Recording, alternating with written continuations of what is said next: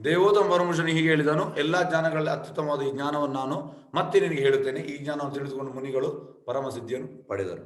ಹಾಗಾಗಿ ಪ್ರಭುಪಾದ ಅಲ್ಲಿ ವೃಂದಾವನಕ್ಕೆ ಹೋಗಿದ್ರು, ಅವರ ಗುರು ಕ್ಲಾಸ್ ಮಾಡುವಾಗ ಅವ್ರು ಹೇಳಿದ್ರು, ಮತ್ತೆ ಹೇಳಿ, ನಾನು ಕೇಳಲಿಕ್ಕೆ, ನಾನು ಬಂದದ್ದು ಕೇಳಲಿಕ್ಕೆ ಅಂತ. ಹಾಗಾಗಿ ಈ ಕೇಳುವಂತ ಕೃಷ್ಣ ಕೂಡ 7ನೇ ಅಧ್ಯಾಯದಲ್ಲಿ ಮೊದಲ ಶ್ಲೋಕದಲ್ಲಿ ಹೇಳ್ತಾನೆ, ಮಯ್ಯಾಸಕ್ತ ಮನಾಪಾರ್ಥ ಯೋಗಂ ಯುಂಜನ್ಮದಾಶ್ರಯ ಅಸಂಶಯಂ ಸಮಗ್ರ ಮಾಂ ಯಥಾ ಜ್ಞಾಶಸಿ ತತ್ ಶೃಣು. ನೀನು ಕೇಳು. ಹಾಗಾಗಿ ಕೇಳುವುದು ನಮ್ಮ ಮೊದಲ ಅರ್ಹತೆ. ಇಲ್ಲಿ ಕೃಷ್ಣನಿಗೆ ತಿಳಿಯಿತು ಅರ್ಜುನ ಕೇಳುವ ಅಂತ. ಹಾಗಾಗಿ ಹೇಳ್ತಾನೆ, ದೇವೋತ್ತಮ ಪರಮಪುರುಷ ಹೀಗೆ ಹೇಳಿದನು, ಎಲ್ಲ ಅತ್ಯುತ್ತಮವಾದ ಈ ಜ್ಞಾನವನ್ನು ನಾನು ಮತ್ತೆ ನಿನಗೆ ಹೇಳುತ್ತೇನೆ. ಈ ಜ್ಞಾನವನ್ನು ತಿಳಿದುಕೊಂಡು ಮುನಿಗಳು ಪರಮಸಿದ್ಧಿಯನ್ನು ಪಡೆದರು. ನೋಡಿ, ಇದೆಲ್ಲ ಈ ಮುನಿಗಳು ನವಯೋಗೇಂದ್ರಾಸ್. ನವಯೋಗೇಂದ್ರಾಸ್ ಅಂದ್ರೆ ಋಷಭದೇವನ ಮಕ್ಕಳು. ಇವರೆಲ್ಲ ಪರಮಹಂಸರು. ಹಾಗಾಗಿ ಇವರು ಪರಮಸಿದ್ಧಿಯನ್ನು ಪಡೆದಿದ್ದಾರೆ. ಇದು ಭಾಗವತದಲ್ಲಿ ಬರ್ತದೆ. ಋಷಭದೇವನಿಗೆ 100 ಮಕ್ಕಳಿದ್ರು, ಅದರಲ್ಲಿ ಈ 9 ನವಯೋಗೇಂದ್ರಾಸ್. ಅವರೆಲ್ಲ ಪರಮಹಂಸರು. ಓಕೆ. ಈ ಜ್ಞಾನದಲ್ಲಿ ನೆಲೆಗೊಂಡವನು ನನ್ನ ರೀತಿಯ ದಿವ್ಯ ಸ್ವಭಾವವನ್ನು ಪಡೆಯುವನು. ಹೀಗೆ ನೆಲೆಗೊಂಡವನು ಸೃಷ್ಟಿಕಾಲದಲ್ಲಿ ಹುಟ್ಟುವುದಿಲ್ಲ ಮತ್ತು ಪ್ರಳಯ ಕಾಲದಲ್ಲಿ ವ್ಯತ್ಯೆ ಪಡುವುದಿಲ್ಲ. ಯಾರಿಗೆ ಈ ಜ್ಞಾನ ಸಿಗ್ತದೆ, ಕೃಷ್ಣ ಹೇಳಿಕೊಟ್ಟ ಭಗವದ್ಗೀತೆ ಜ್ಞಾನ, ಆ ಜ್ಞಾನ ಸಿಕ್ಕಿದ ಮೇಲೆ ಎಂತ ಆಗ್ತದೆ? ದಿವ್ಯ ಸ್ವಭಾವ. ದಿವ್ಯ ಸ್ವಭಾವ ಅಂದ್ರೆ ನಾವೀಗ ಆಧ್ಯಾತ್ಮಿಕ ಲೋಕದ ನಮ್ಮ ಸ್ವಭಾವ, ಅದು ಸ್ವಭಾವ ನಮಗೆ ಬರ್ತದಂತೆ. ಮತ್ತೆ ನಮಗೆ ದಿವ್ಯ ಅಂದ್ರೆ ಟ್ರಾನ್ಸೆಂಡೆಂಟಲ್, ಅಲ್ಲಿದು ಸ್ವಭಾವ ಬರ್ತದೆ. ಮತ್ತೆ ನಮಗೆ ಅಲ್ಲಿ ಹೋಗುವ ನಮಗೆ ಅರ್ಹತೆ ಇರ್ತದೆ. ಮತ್ತೆ ಸೃಷ್ಟಿಕಾಲದಲ್ಲಿ ಹುಟ್ಟುವುದಿಲ್ಲ. ಹೇಗೆಂದ್ರೆ ಬ್ರಹ್ಮನ ಒಂದು ದಿವಸ ಆಗುವಾಗ ಎಲ್ಲ ಪ್ರಳಯ ಆಗ್ತದೆ. ಮತ್ತೆ ಬೆಳಿಗ್ಗೆ ಆಗುವ ವಾಪಸ್ ಎಲ್ಲವೂ ಸೃಷ್ಟಿ ಆಗ್ತದೆ. ಹಾಗಾಗಿ ಸೃಷ್ಟಿಕಾಲದಲ್ಲಿ ಹುಟ್ಟುವುದಿಲ್ಲ, ಪ್ರಳಯಕಾಲದಲ್ಲಿ ವ್ಯಥೆ ಪಡುವುದಿಲ್ಲ.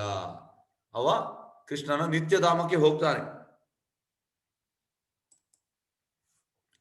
ಸರ್ವಯೋನೀಷು ಕೌಂತೆಯ ಮೂರ್ತಯ ಸಂಭವಾಂತಿಹ ತಾಶಾಂ ಬ್ರಹ್ಮ ಮಹಾದ್ಯೋನಿರ್ ಅಹಂ ಬೀಜ ಪ್ರದಾಪಿತ.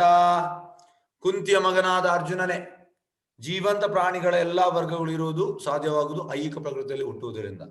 ನಾನೇ ಬೀಜವನ್ನು ನೀಡುವ ತಂದೆ, ಇದನ್ನು ತಿಳಿಯಬೇಕು. ನೋಡಿ, ಇದಕ್ಕೆ ನಾನೊಂದು ಉದಾಹರಣೆ ಕೊಡ್ತೇನೆ. ಅಮೆರಿಕದಲ್ಲಿ ಇದು ನಮ್ಮ ಆಚಾರ್ಯ ಪ್ರಭುಪಾದ 70s ಅಲ್ಲಿ, ಆಗ ಅಲ್ಲಿ ಅಂದ್ರೆ ಮೇನ್ ಅಲ್ಲಿಂದ ಬರುದು, ಮತ್ತೆ ಉಳಿದವರೆಲ್ಲ ಅದನ್ನು ಫಾಲೋ ಮಾಡುದು. ಸೈಂಟಿಸ್ಟ್ ವಿಜ್ಞಾನಿಗಳೆಲ್ಲ ತುಂಬಾ ಎಂತ ಹೇಳುದು ಅಲ್ಲಿದ್ರು. ಆಗ ನಮ್ಮ ಆಚಾರ್ಯ ಹೇಳ್ತಾರೆ, ನಿಮ್ಗೆ ಅಂತ ಎಂತದ ಅಂತ ಹೇಳ್ತಾರೆ. ಅದಕ್ಕೆ ಇಲ್ಲ, ನಾವೆಲ್ಲವನ್ನು ಮಾಡಿದ್ವಿ ನಾವು. ಅದಕ್ಕೆ ಅವ್ರು ಹೇಳ್ತಾರೆ, ಈ ಶ್ಲೋಕವನ್ನು ಹೇಳ್ತಾರೆ, ಸರ್ವಯೋನಿಷ್ ಕೌಂತೆಯ ಮೂರ್ತಯ ಸಂಬಂಧಿಯ ದೇಶಂ ಬ್ರಹ್ಮ ಮಹಾದ್ಯೋನಿರ್ ಹಾಂ ಬೀಜ ಪ್ರದಾಪಿತ. ನಾನೇ ಬೀಜವನ್ನು ನೀಡುವ ತಂದೆ. ಆದ್ರೆ ಅವನಿಗೆ, ಕೃಷ್ಣನಿಗೆ ಅಹಂಕಾರ ಇಲ್ಲ. ನಿಮ್ಗೆ ಎಲ್ಲಿಂದ ಅಹಂಕಾರ? ನೀವೊಂದು ಬೀಜ ನಿಮಗೆ ಕ್ರಿಯೇಟ್ ಮಾಡ್ಲಿಕ್ಕೆ ಆಗ್ತದಾ? ಸೈಂಟಿಸ್ಟ್ನವರಿಗೆ ಹೇಳಿದ್ರು, ವಿಜ್ಞಾನಿಗಳಿಗೆ. ಅವ್ರು ಹೇಳಿದ್ರು, ಇಲ್ಲ, ಆಗುದಿಲ್ಲ. ಮತ್ತೆ ನಿಮಗೆ ಎಲ್ಲಿಂದ ಅಹಂಕಾರ ಬಂತು? ಅದು ನೀವೆಲ್ಲವನ್ನು ಮಾಡಿದ್ರು. ಎಲ್ಲವನ್ನು ಮಾಡುದು ಕೃಷ್ಣ, ಇದನ್ನು ತಿಳಿಯಿರಿ ಅಂತ ಆಚಾರ್ಯರು ಡೈರೆಕ್ಟ್ ಆಗಿ ಅವ್ರಿಗೆ ಹೇಳಿದ್ರು. ನೋಡಿ, ಯಾಕೆಂದ್ರೆ ಆಚಾರ್ಯರಿಗೆ ಅವರಂದ್ರೆ ಶುದ್ಧ ಭಕ್ತಿಯಲ್ಲಿದ್ರು. ಹಾಗಾಗಿ ಎಂತೆಂಥ ಸೈಂಟಿಸ್ಟ್ ವಿಜ್ಞಾನಿಗಳು ಅವರೆದ್ರು ತಲೆ ಇದಂದ್ರೆ ಫಸ್ಟಿಗೆ ಬರ್ತಾರೆ ಮಾತಾಡ್ಲಿಕ್ಕೆ, ಮತ್ತೆ ಲಾಸ್ಟಿಗೆ ಹೋಗುವಾಗ ತಲೆಯನ್ನು ಕೆಳಗೆ ಮಾಡಿ ಡಿಫೀಟ್ ಆಗಿ ಹೋಗ್ತಾ ಇದ್ರು. ಅಂದ್ರೆ ಪ್ರಭುಪಾದ ಹತ್ರ ಎಲ್ಲ ವಿಷಯ ಉಂಟು, ಅವರನ್ನು ಡಿಫೀಟ್ ಮಾಡ್ಲಿಕ್ಕೆ ಆಗುವುದಿಲ್ಲ. ಅಷ್ಟು ಲಾಜಿಕಲ್ಲಿ ಅವರನ್ನು ಇದು ಮಾಡ್ತಾ ಇದ್ರು. ಕುಂತಿಯ ಮಗನಾದ ಅರ್ಜುನನೇ, ಜೀವಂತ ಪ್ರಾಣಿಗಳ ಎಲ್ಲ ವರ್ಗಗಳು ಇರುವುದು ಸಾಧ್ಯವಾಗುವುದು ಐಹಿಕ ಪ್ರಕೃತಿಯಲ್ಲಿ ಹುಟ್ಟುವುದರಿಂದ. ಇಲ್ಲಿ ಹುಟ್ಟುವುದರಿಂದ. ಆದರೆ ಹುಟ್ಲಿಕ್ಕೆ ಕಾರಣ ಯಾರು? ನಾನೇ ಬೀಜ ನೀಡುವ ತಂದೆ, ಇದನ್ನು ತಿಳಿಯಬೇಕು. ಆದ್ರೆ ಜನರು ಆ ಒಂದು ಅಹಂಕಾರ ದರ್ಪದಿಂದ ಅವರು ಟೋಟಲಿ ಕೃಷ್ಣನನ್ನು ಮರ್ತಿದ್ದಾರೆ. ಆದ್ರೆ ಕೃಷ್ಣ ಇಲ್ಲಿ ಹೇಳ್ತಿದ್ದಾನೆ, ನಾನೇ ಬೀಜ ನೀಡುವ ತಂದೆ, ಇದನ್ನು ನಾವು ತಿಳಿಬೇಕು. ಇದು ನೋಡಿ, ಬ್ರಹ್ಮನನ್ನು ಸೃಷ್ಟಿ ಮಾಡಿದ್ದು ಕೃಷ್ಣ, ಹಾಗೆ ಒಟ್ಟು ಬರುವುದಿಲ್ಲ. ಮತ್ತೆ ಬ್ರಹ್ಮ ಎಲ್ಲರನ್ನು ಸೃಷ್ಟಿ ಮಾಡಿದ್ರು. ಹಾಗಾಗಿ ಇದನ್ನು ನಾವು ತಿಳಿಬೇಕು. ಶಾಸ್ತ್ರ ಅದಕ್ಕೆ ಹೇಳುದು ಶಾಸ್ತ್ರ ಚಕ್ಷುಷು. ನಾವು ಶಾಸ್ತ್ರದಿಂದ ತಿಳಿಬೇಕು. ಈಗ ಹೇಗಂದ್ರೆ, ಯಾರಾದ್ರೂ ನಮ್ಮ ಹತ್ರ ವಾದ ಮಾಡ್ಲಿಕ್ಕೆ ಬರ್ತಾರೆ. ವಾದ ಮಾಡ್ಲಿಕ್ಕೆ ಬರುವಾಗ ನಾವು ಎಸ್ ನೀನು ಅಲ್ಲಿ ಎಲ್ಲಿಂದ ಹೇಳ್ತಾ ಇದೆಯಾ, ಶಾಸ್ತ್ರದಿಂದ ಹೇಳ್ತಿದ್ಯಾ, ಓಕೆ ನಾವು ನಿನ್ನ ಹತ್ರ ಮಾತಾಡ್ಲಿಕ್ಕೆ ಸಿದ್ಧ. ಶಾಸ್ತ್ರದಿಂದ ಅಲ್ಲ, ನಿನ್ನ ಹೂವಾಬುವ ಹೇಳುವುದಾದ್ರೆ ಇಲ್ಲ, ನಮಗೆ ಟೈಮ್ ಇಲ್ಲ, ಹರೇ ಕೃಷ್ಣ ಅಂತ ನಾವು ಅಲ್ಲಿಂದ ಹೋಗ್ತೇವೆ. ಶಾಸ್ತ್ರದಿಂದ ಹೇಳುವುದಾದ್ರೆ ನಾವು ಅಲ್ಲಿ ಸಿದ್ಧ. ಹಾಗಾಗಿ ಯಾವುದೇ ಹೇಳುವುದಾದ್ರೆ ಶಾಸ್ತ್ರ ಪ್ರಮಾಣ, ಶಾಸ್ತ್ರವನ್ನು ನಾವು ಇದು ಮಾಡಿ ಹೇಳ್ಬೇಕು. ಯಾಕಂದ್ರೆ ಶಾಸ್ತ್ರವು ಸುಳ್ಳು ಆಗುವುದಿಲ್ಲ, ಅದು ಸತ್ಯ. ಮತ್ತೆ ಅಲ್ಲಿ ಎಂತ ಹೇಳುದು, ಎಲ್ಲ ಮಹಾಜನರು, ಎಲ್ಲ ಪರಮಹಂಸರು, ಶುದ್ಧ ಭಕ್ತರು, ಗುರು, ಸಾಧು, ಶಾಸ್ತ್ರ, ಇದು ಮೂರು ಕೂಡ ಒಂದೇ ರೀತಿ ಇರಬೇಕು. ಎಲ್ಲಿ ಗುರು ಶಾಸ್ತ್ರಕ್ಕೆ ವಿರುದ್ಧವಾಗಿ ಹೇಳ್ತಾನೆ ಅವ ಬೋಗಸ್ ಗುರು, ಅವನನ್ನು ನಾವು ಫಾಲೋ ಮಾಡಬಾರ್ದು. ಗುರು ಸಾಧು, ಗುರು ಎಂತಂದ್ರೆ ಅವನ ಹಿಂದಿನ ಆಚಾರ್ಯರು ಮಹಾಜನರು ಎಂತ ಹೇಳಿದಾನೆ ಅದನ್ನೇ ಹೇಳ್ಬೇಕು.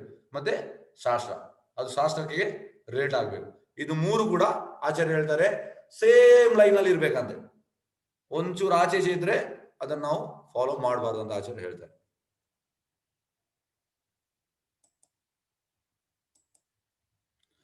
ಸತ್ವಂ ರಜಸ್ತಮ ಇತಿ ಗುಣ ಪ್ರಕೃತಿ ಸಂಭವ ನಿಬಂಧಂತಿ ಮಹಾಭಾವೋ ದೇಹೇ ದೇಹಿನಾಂ ಅವ್ಯಯಂ. ಐಕ ಪ್ರಕೃತಿಯಲ್ಲಿ ಮೂರು ಗುಣಗಳಿವೆ, ಸತ್ವ, ರಜಸ್ಸು ಮತ್ತು ತಮಸ್ಸು. ಮಹಾಭಾವವಾದ ಅರ್ಜುನನೇ ನಿತ್ಯವಾದ ಜೀವಿಯು ಪ್ರಕೃತಿಯೊಡನೆ ಸಂಪರ್ಕ ಪಡೆದಾಗ ಅವನು ಈ ಗುಣಗಳ ಬಂಧನಕ್ಕೆ ಸಿಕ್ಕಿಕೊಳ್ಳುತ್ತಾನೆ. ನೋಡಿ, ಈ ಮೂರು ಗುಣಗಳು ಫಸ್ಟ್ ಇಲ್ಲಿ ಕಾಣ್ತಾ ಇದೆ ನಿಮ್ಗೆ, ಸಾರಿ, ಇದು ಸತ್ವಗುಣ, ಇದು ರಜಗುಣ, ಇದು ತಮಗುಣ. ಈ ಗುಣಗಳು ನಮ್ಮನ್ನು ಆಟವಾಡಿಸ್ತಾ ಉಂಟು. ಕೆಲವೊಮ್ಮೆ ನಾವು ಸತ್ವಗುಣಕ್ಕೆ ಬರ್ತೇವೆ, ಕೆಲವೊಮ್ಮೆ ನಾವು ತಮಗುಣಕ್ಕೆ ಬರ್ತೇವೆ, ಕೆಲವೊಮ್ಮೆ ರಜಗುಣಕ್ಕೆ ಬರ್ತೇವೆ. ಗುಣಗಳು ನಮ್ಮನ್ನು ಆಟವಾಡಿಸೋಣ. ಆದ್ರೆ ಕೃಷ್ಣ ಗುಣಗಳ ಅತೀತನು. ಕೃಷ್ಣ ಗುಣಗಳು ಸೃಷ್ಟಿಸಿದ್ರು ಕೂಡ ಕೃಷ್ಣ ಗುಣಕ್ಕೆ ಬರುವುದಿಲ್ಲ. ಕೃಷ್ಣ ಸೂರ್ಯ ಸಮಾನ್ ಮಾಯಾರ ಅಂಧಕಾರ. ಎಲ್ಲಿ ಕೃಷ್ಣ ಇದ್ದಾನೆ ಅಲ್ಲಿ ಮಾಯದು ಅಧಿಕಾರ ಇಲ್ಲ. ಮಾಯ ಅಂದ್ರೆ ದೇವಿ ಶಕ್ತಿ. ಈ ಭೌತಿಕದಕ್ಕೆ ಮಾಯಾ ದೇವಿ ಶಕ್ತಿಗೆ ಜವಾಬ್ದಾರಿ ಕೊಟ್ಟಿದ್ದಾರೆ. ಹಾಗಾಗಿ ಮಾಯ ಅನ್ನೋದು ದೇವಿ ಶಕ್ತಿ. ದೇವಿ ಶಕ್ತಿ ನಮ್ಮನ್ನು ಆಚೇಚೆ ಮಾಡ್ತಾ ಉಂಟು. ಆದ್ರೆ ಯಾವಾಗ ನೀವು ಕೃಷ್ಣನಿಗೆ ಶರಣಾಗತರಾಗ್ತೀರೆಯೋ ಮತ್ತೆ ಆ ಮಾಯ ಶಕ್ತಿಗೆ ಏನ್ ಮಾಡ್ಲಿಕ್ಕೆ ಆಗುದಿಲ್ಲ. ಮತ್ತೆ ಡೈರೆಕ್ಟ್ ನೀವು ಕೃಷ್ಣನ ಕಂಟ್ರೋಲ್ ಬರ್ತೇವೆ. ಹಾಗಾಗಿ ನಾವು ಇದನ್ನು ತಿಳಿಬೇಕು. ಯಾರು ಕೃಷ್ಣ ಪ್ರಜ್ಞೆಗೆ ಬರ್ತಾರೆ ಅವ ಮೂರು ಗುಣಗಳಿಂದ ಟೋಟಲಿ ಬಿಡುಗಡೆ ಹೊಂದುತ್ತಾನೆ. ಮತ್ತೆ ಶುದ್ಧ ಸತ್ವಕ್ಕೆ ಬರ್ತಾನೆ. ಶುದ್ಧ ಸತ್ವ ಅಂದ್ರೆ ಸತ್ವಗುಣಕ್ಕಿಂತ ಮೇಲೆ ಇರುವಂತದ್ದು, ಅದು ಟೋಟಲಿ ಕೃಷ್ಣನ ಕಂಟ್ರೋಲ್. ಓಕೆ. ತತ್ರ ಸತ್ವಂ ನಿರ್ಮಲತ್ವತ್ ಪ್ರಕಾಶಕಂ ಅನಾಮ್ಯಂ ಸುಖ ಸಂಗೇನ ಬದ್ನಾತಿ ಜ್ಞಾನ ಸಂಗೇನ ಚಾನಗ. ಪಾಪರಹಿತನೇ, ಸಾತ್ವಿಕ ಗುಣವು ಇತರ ಗುಣಗಳಿಂದ ನಿರ್ಮಲವಾದದ್ದು, ಆ ಕಾರಣದಿಂದ ಅದು ಪ್ರಕಾಶಮಾನವಾದದ್ದು. ಅದು ಮನುಷ್ಯನನ್ನು ಎಲ್ಲಾ ಪಾಪಕ ಪ್ರತಿಗಳಿಂದ ಬಿಡುಗಡೆ ಮಾಡುತ್ತದೆ. ಈ ಗುಣ ಹೊಂದಿರುವವನು ಸುಖ ಮತ್ತು ಜ್ಞಾನಗಳ ಪ್ರಜ್ಞೆಯನ್ನು ಬಂಧಿಸುತ್ತದೆ. ಈ ವಿಡಿಯೋ ನೋಡುವ. Let us go for a stroll in the countryside. Look, I brought us a healthy picnic lunch.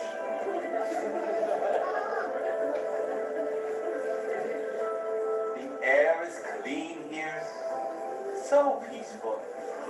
Here we can get away from the agitating elements of the city. Yes. ಇಲ್ಲಿ ಅಂತ ಹೇಳೋದಂದ್ರೆ ಆ ವಿಡಿಯೋದಲ್ಲಿ ಇಲ್ಲಿ ಅದು ನಾವು ಒಳ್ಳೆ ಒಂದು ಜಾಗಕ್ಕೆ ಹೋಗುವ, ಅಂದ್ರೆ ಒಳ್ಳೆ ಒಂದು ಗಾಳಿ ಇರುವಂಥದ್ದು, ಒಳ್ಳೆ ನೇಚರ್ ಇರುವಂಥದ್ದು, ಮತ್ತೆ ಒಳ್ಳೆ ಎಂತ ಹೇಳೋದು ನೀರಿರುವಂಥದ್ದು, ಒಳ್ಳೆ ಒಂದು ಎಂತ ಹೇಳೋದು ಮರಗಳೆಲ್ಲ ಜಾಸ್ತಿ ಇರುವಂಥದ್ದು, ಆ ಒಂದು ಒಳ್ಳೆ ಒಂದು ಪ್ರದೇಶಕ್ಕೆ ನಾವು ಹೋಗುವಂತ. ಇದು ಸತ್ವಗುಣ. ಸತ್ವಗುಣದಲ್ಲಿ ಯಾವಾಗಲೂ ಈ ಇಚ್ಛೆ ಇರ್ತದೆ. ರಜೋರಾಗಾತ್ಮಕಂ ವಿಧಿ ತೃಷ್ಣಾ ಸಂಗ ಸಮುದ್ಭವಂ ತನ್ನಿಬಧ್ನಂತಿ ಕೌಂತೆಯ ಕರ್ಮ ಸಂಗೇನ ದೇಹಿನಾಂ. ಕುಂತಿಯ ಮಗನಾದ ಅರ್ಜುನನೇ, ರಜೋಗುಣ ಮಿತಿಯಿಲ್ಲದ ಆಸೆಗಳು ಮತ್ತು ಬಯಕೆಗಳು ಹುಟ್ಟುತ್ತದೆ. ಇದರಿಂದ ದೇಹಧಾರ ಜೀವಿಗೆ ಐಹಿಕ ಕಾಮ್ಯ ಕರ್ಮಗಳಲ್ಲಿ ಸಿಕ್ಕಿಕೊಳ್ಳುತ್ತಾನೆ. ಇದಕ್ಕೆ ನಮ್ಮ ಆಚಾರ್ಯ ಹೇಳ್ತಾರೆ, ರಜೋಗುಣ ಅಂದ್ರೆ ಮನಿ ಮನಿ ಮನಿ ಸ್ವೀಟರ್ ದನ್ ಹನಿ. ಯಾವಾಗಲೂ ಹಣ ಹಣ ಹಣ ಹಣ ಹಣ, ಅದರಿಂದ ಕೆಲ್ಸ ಕೆಲ್ಸ ಕೆಲ್ಸ ಕೆಲ್ಸ ಕೆಲ್ಸ ಕೆಲ್ಸ ಕೆಲ್ಸ. ನೋಡಿ ಆಚಾರ್ಯ ಹೇಳ್ತಾರೆ ಅಂತ ಅಂದ್ರೆ, ಈಗ ಒಬ್ಬ 20 ಗಂಟೆ ಕೆಲಸ ಮಾಡ್ತಾನೆ, ಇನ್ನೊಬ್ಬ 8 ಗಂಟೆ ಕೆಲಸ ಮಾಡ್ತಾನೆ. 8 ಗಂಟೆ ಕೆಲಸ ಮಾಡಿದವನಿಗೆ 1 ಕೋಟಿ ಸಿಕ್ತು, 20 ಗಂಟೆ ಕೆಲಸ ಮಾಡಿದವನಿಗೆ 1,000 ಸಿಕ್ತು. ಅದು ಹೇಗೆ ನೋಡಿ, ಇವತ್ತಿದು ಚೆಕ್ ರೆಡಿ ಉಂಟು, ಕೃಷ್ಣನ ಸೈನ್ ಒಂದು ಬಾಕಿ. ನಿಮ್ಮ ಕರ್ಮಾನುಸಾರ ನಿಮ್ಗೆ ಎಷ್ಟು ಸಿಗ್ಬೇಕು ಅಷ್ಟೇ ಸಿಗುದು. ಅದರ ಅರ್ಥ ಕೆಲಸ ಮಾಡದೇ ಇರುವುದಲ್ಲ. ಆಚಾರ್ಯ ಹೇಳ್ತಾರೆ 8 ಗಂಟೆ ಕೆಲಸ ಮಾಡ್ಬೇಕಂತ. ನೀವು ಜಾಸ್ತಿ ಮಾಡಿ ಕಡಿಮೆ ಮಾಡಿ ನಿಮ್ಗೆ ಎಷ್ಟು ಸಿಗುದು ಅಷ್ಟೇ ಸಿಗುದು ನಿಮ್ಮ ಕರ್ಮಾನುಸಾರ. ಹಾಗಾಗಿ ಇದನ್ನು ತಿಳಿಬೇಕು. ಆದ್ರೆ ರಜೋಗುಣದವರು ಆ ರೀತಿ ಅಲ್ಲ. ಅವರು ಕೆಲಸ ಕೆಲಸ ಕೆಲಸ ಕೆಲಸ, ಟೋಟಲಿ ಕೆಲಸ. ಅದು ಸರಿಯಲ್ಲ ಅಂತ ಆಚಾರ್ಯ ಹೇಳ್ತಾರೆ. ಈಗ ನೋಡುವ ಇಲ್ಲಿ video. Out there working on your head. Honey's the honey Sunday. I bet you forgot about Susie, didn't you? You're supposed to take her to Vegas this weekend. You know, lose your money, Vegas. You'll be rich. You'll reach the top. Just one hitch. You just got stuck. Just get it. ನೋಡಿ, ಇದು ಹೇಗೆ ಅಂದ್ರೆ ನಿಮ್ಗೆ ಎಲ್ಲರಿಗೂ ಗೊತ್ತಿರ್ಬೋದು. ಈ motivation speaker ಎಲ್ಲ ಇದ್ದಾರೆ ಕಂಪನಿಯಲ್ಲಿ. ನೀವು ಕೆಲಸ ಮಾಡಿದ್ರೆ ನಿಮ್ಗೆ ಗೊತ್ತಿರ್ಬೋದು. ಅವರೆಲ್ಲ ಎಂತ ಹೇಳುದು, ನಿಮ್ಗೆ ಎಲ್ಲಿಯಾದ್ರೂ ನೋಡಿ, ನಾನು ಕಂಪನಿಯಲ್ಲಿ ವರ್ಕ್ ಮಾಡುವಾಗ ನನಗಿತ್ತು ಬ್ಯಾಂಗ್ಳೂರಿಗೆ ಹೋಗುವಾಗ. ಆಗ ಅವರು ಒಬ್ಬ ಯಾರೋ ಸ್ಪೀಕರ್ ಇರ್ತಾನೆ, ಅವ ಈ ರೀತಿ ಮಾತಾಡೋದು, ನೀನು ಕಂಪನಿಯಲ್ಲಿ ಸಕ್ಸಸ್ ಆಗ್ತದೆ ನಿನ್ಗೆ, ನೀನು ಒಳ್ಳೆ ಪೋಸ್ಟ್ಗೆ ಹೋಗ್ತಿ, ನೀನು ಅದು ಇವ ಎಂತ ಹೇಳುದು ಅಂದ್ರೆ ನೀನು ಶ್ರೀಮಂತನಾಗ್ತಿ, ನೀನು ಆಕಾಶ ಮೂಡ್ತಿ, ಈ ರೀತಿ. ಅಂದ್ರೆ ಎಂತ ಹೇಳೋದು, ಅವರು ನಮ್ಮನ್ನು ಮೇಲೆ ಮೇಲೆ ಹತ್ತಿಸುವುದು. ಇದು ರಜಗುಣ ಸ್ವಭಾವ. ಅಂದ್ರೆ ಇನ್ನೂ ಜಾಸ್ತಿ ಮಾಡ್ಬೇಕು, ಇನ್ನೂ ಜಾಸ್ತಿ ಕೆಲಸ ಮಾಡ್ಬೇಕು. ಅಂದ್ರೆ ನಾವು ಹೇಳುದು ಒಂದು ಇಂಚ್ ಉಂಟಂತೆ ಆಕಾಶ ಮುಟ್ಲಿಕ್ಕೆ. ನೋಡಿ, ಜನರು ಎಂತೆಲ್ಲ ಹೇಳ್ತಾರೆ, ನಗಲಿಗೆ ಬರ್ತದೆ. ಇದು ಕೃಷ್ಣ ಪ್ರಜ್ಞೆಯಲ್ಲಿ ಇದನ್ನೆಲ್ಲ ಕೇಳಿದ್ರೆ ನಗಲಿಗೆ ಬರ್ತದೆ. ಅವ ಹೇಳುದು 1 ಇಂಚ್ ಉಂಟು, ನೀನು ಆಕಾಶ ಮುಟ್ತೀಯ ಅಂತ. ಅಂದ್ರೆ ಅಷ್ಟು ನೀನು ಪವರ್ಫುಲ್ ಆಗ್ತೀಯ ಅಂತ. ಮತ್ತೆ ಆಚಾರ್ಯ ಹೇಳ್ತಾರೆ, ಜನರು ಕೂಡ ಕುರುಡರು, ಅವ್ರಿಗೆ ಹೇಳುವವರು ಲೀಡರ್ ಕೂಡ ಕುರುಡ. ಹಾಗಾಗಿ ಇವ ಎಂತ ಮಾಡ್ತಾನೆ, ನಾನು ಒಂದು ಇಂಚ್ ಇರುವುದು ಆಕಾಶ ಮುಟ್ಲಿಕ್ಕೆ, ಅವ ಅದಕ್ಕೆ ಪ್ರಯತ್ನ ಮಾಡ್ತಾನೆ, ಇದು ಆಗುದು. ಹಾಗಾಗಿ ಅಂದಿರಿ ನಗರೆ ಚೌಪಟ್ ರಾಜ. ತಮಸ್ತ್ವ ಅಜ್ಞಾನಜಂ ವಿಧಿ ಮೋಹನಂ ಸರ್ವದೇಹಿನಾಂ ಪ್ರಮಾದಾಲಸ್ಯ ನಿದ್ರಾಭಿಸ್ ತನ್ ನಿಬಂಧತಿ ಭಾರತ.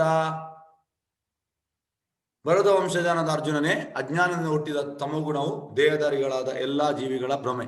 ಈ ಗುಣದ ಪರಿಣಾಮಗಳೆಂದರೆ ಹುಚ್ಚು, ಪ್ರಮಾದ ಮತ್ತು ನಿದ್ರೆ. ಇವು ಬದ್ಧ ಆತ್ಮವನ್ನು ಬಂಧಿಸುತ್ತದೆ. ಇದು ತಮೋಗುಣದು. ನೋಡಿ, ಅದರಲ್ಲಿ ಹುಟ್ಟಿದ ತಮೋಗುಣವು ದೇಹಕ್ಕೆ ಎಲ್ಲ ಜೀವ ಭ್ರಮೆ. ಹುಚ್ಚು, ತಮೋಗುಣ ಅಂದ್ರೆ ಹುಚ್ಚು, ಪ್ರಮಾದ, ನಿದ್ರೆ ಮತ್ತೆ S.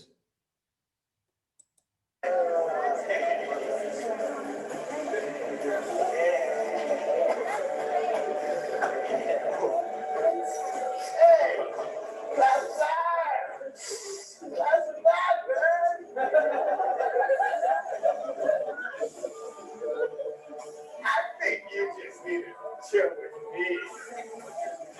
I got 6 packs in the fridge, play some video games, watch some TV, shut the curtains and just shut out the world. Sounds good, huh?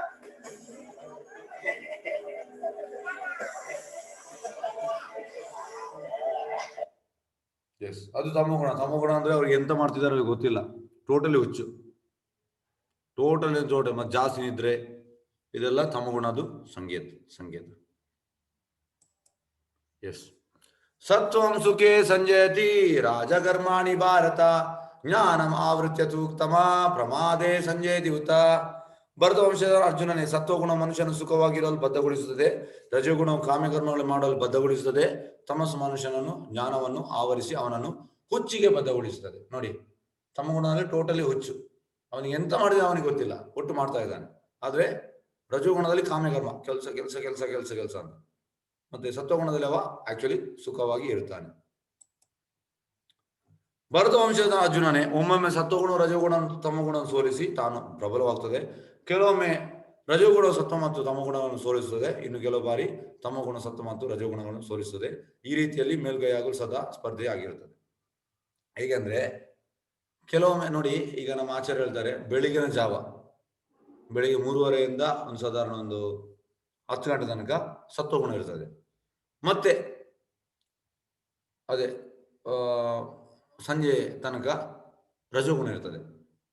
ಬೆಳಿಗ್ಗೆ 10ರಿಂದ ಸಂಜೆ 5 ಗಂಟೆ ತನಕ, 5-6 ಗಂಟೆ ತನಕ ರಜೋಗುಣ ಇರ್ತದೆ. ಮತ್ತೆ ರಾತ್ರಿ 6:30 ನಂತರ ಮಧ್ಯರಾತ್ರಿ 3, ಅದಕ್ಕೆ ನಾವು ನೋಡಿ ತಮ್ಮ ಕೂಡ ನಾವು ಮಲಗೋದು. ಯಾಕೆಂದ್ರೆ ಆ ಗುಣಗಳ ಪ್ರಭಾವ ಜಾಸ್ತಿ ಇರ್ತದೆ ಆ ಟೈಮಲ್ಲಿ. ಆದ್ರೆ ಯಾರು ಕೃಷ್ಣ ಪ್ರಜ್ಞೆ ಮಾಡ್ತಾನೆ ಅವನಿಗೆ ಈ ಗುಣಗಳಿಗೆ ಅತೀತನು, ಅವ ಶುದ್ಧ ಸತ್ವ ಹೋಗ್ತಾನೆ. ಆದ್ರೆ ಈ ರೀತಿ ಎಂತ ಆಗ್ತದೆ, ಕೆಲವೊಮ್ಮೆ ಸತ್ವಗುಣವು ಗೆಲ್ತದೆ, ಈ ರಜಗುಣ ಮತ್ತೆ ತಮಗುಣ ಡಿಫೀನ್ ಮಾಡ್ತದೆ. ಕೆಲವೊಮ್ಮೆ ರಜಗುಣವು ಗೆಲ್ತದೆ, ಎರಡು ಡಿಫೀನ್ ಮಾಡ್ತದೆ. ಇನ್ನೊಮ್ಮೆ ತಮಗುಣ ಗೆಲ್ತದೆ. ಆ ರೀತಿ ಕೆಲವು ಟೈಮಲ್ಲಿ ರಜಗುಣ ಇರ್ತದೆ, ಕೆಲವು ಟೈಮಲ್ಲಿ ತಮಗುಣ ಇರ್ತದೆ, ಕೆಲವು ಟೈಮ್ ಸತ್ವಗುಣ ಇರ್ತದೆ. ಆದ್ರೆ ನಾವು ಈ 3 ಗುಣ ನಮ್ಮನ್ನು ಆಟವಾಡಿಸ್ತಾ ಇರ್ತದೆ. ನೋಡಿ, ಮನಸ್ಸನ್ನು ಈ 3 ಗುಣಗಳು ಎಳಿತಾ ಉಂಟು. ಒಮ್ಮೆ ಸತ್ವಗುಣ, ಒಮ್ಮೆ ರಜೋಗುಣ, ಒಮ್ಮೆ ತಮಗುಣ.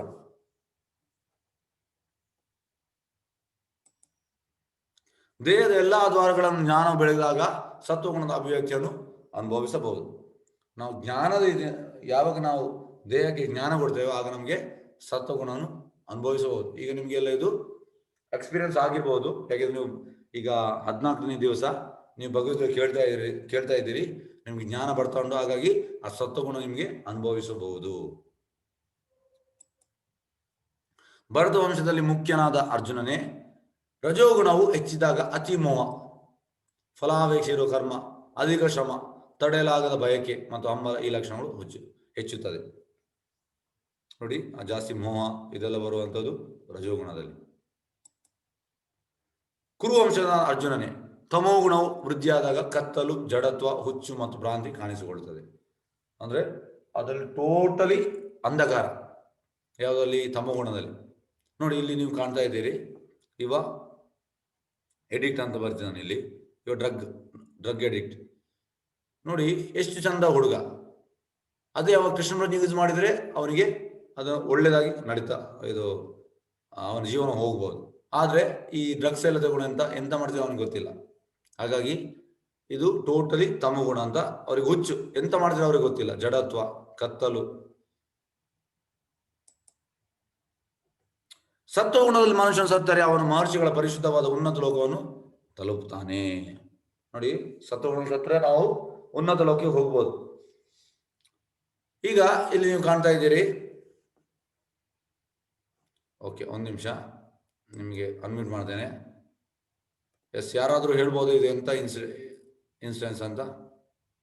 ಎಸ್, ಹರೇ ಕೃಷ್ಣ. ಯಾರಾದರೂ ಹೇಳ್ಬೋದಾ? ಹರೇ ಕೃಷ್ಣ,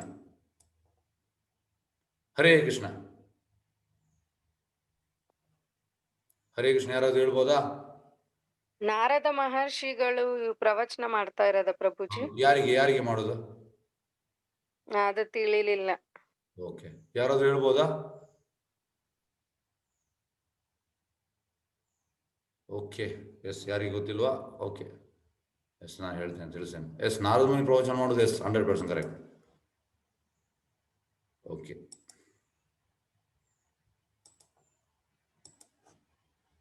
ಓಕೆ. ಇಲ್ಲಿ ನಾರದ ಮುನಿ ನೋಡಿ, ನಾರದ ಮುನಿ ಮೊದಲನೇ ಸ್ಕಂದ ಭಾಗವತಮಲ್ಲಿ ಮೊದಲನೇ ಸ್ಕಂದದಲ್ಲಿ ನಾರದ ಮುನಿ ಬರುವಾಗ ಪ್ರಭುಪಾದಲ್ಲಿ ಹೇಳ್ತಾರೆ, ನಿಜವಾದ ನಾಯಕ ಬಂದ.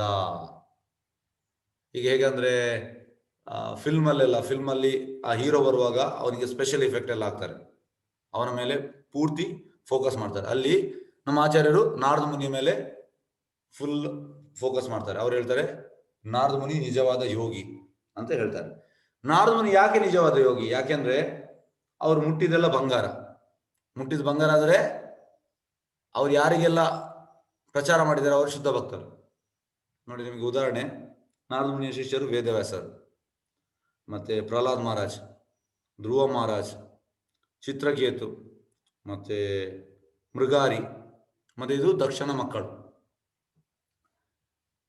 ಎಂತಾಗ್ತದೆ ಅಂದ್ರೆ ಪ್ರಜಾಪತಿ ದಕ್ಷನಿಗೆ ಪ್ರೊಜೆನಿ ಕ್ರಿಯೇಟ್ ಮಾಡುವ ಜವಾಬ್ದಾರಿ ಕೊಡ್ತಾರೆ.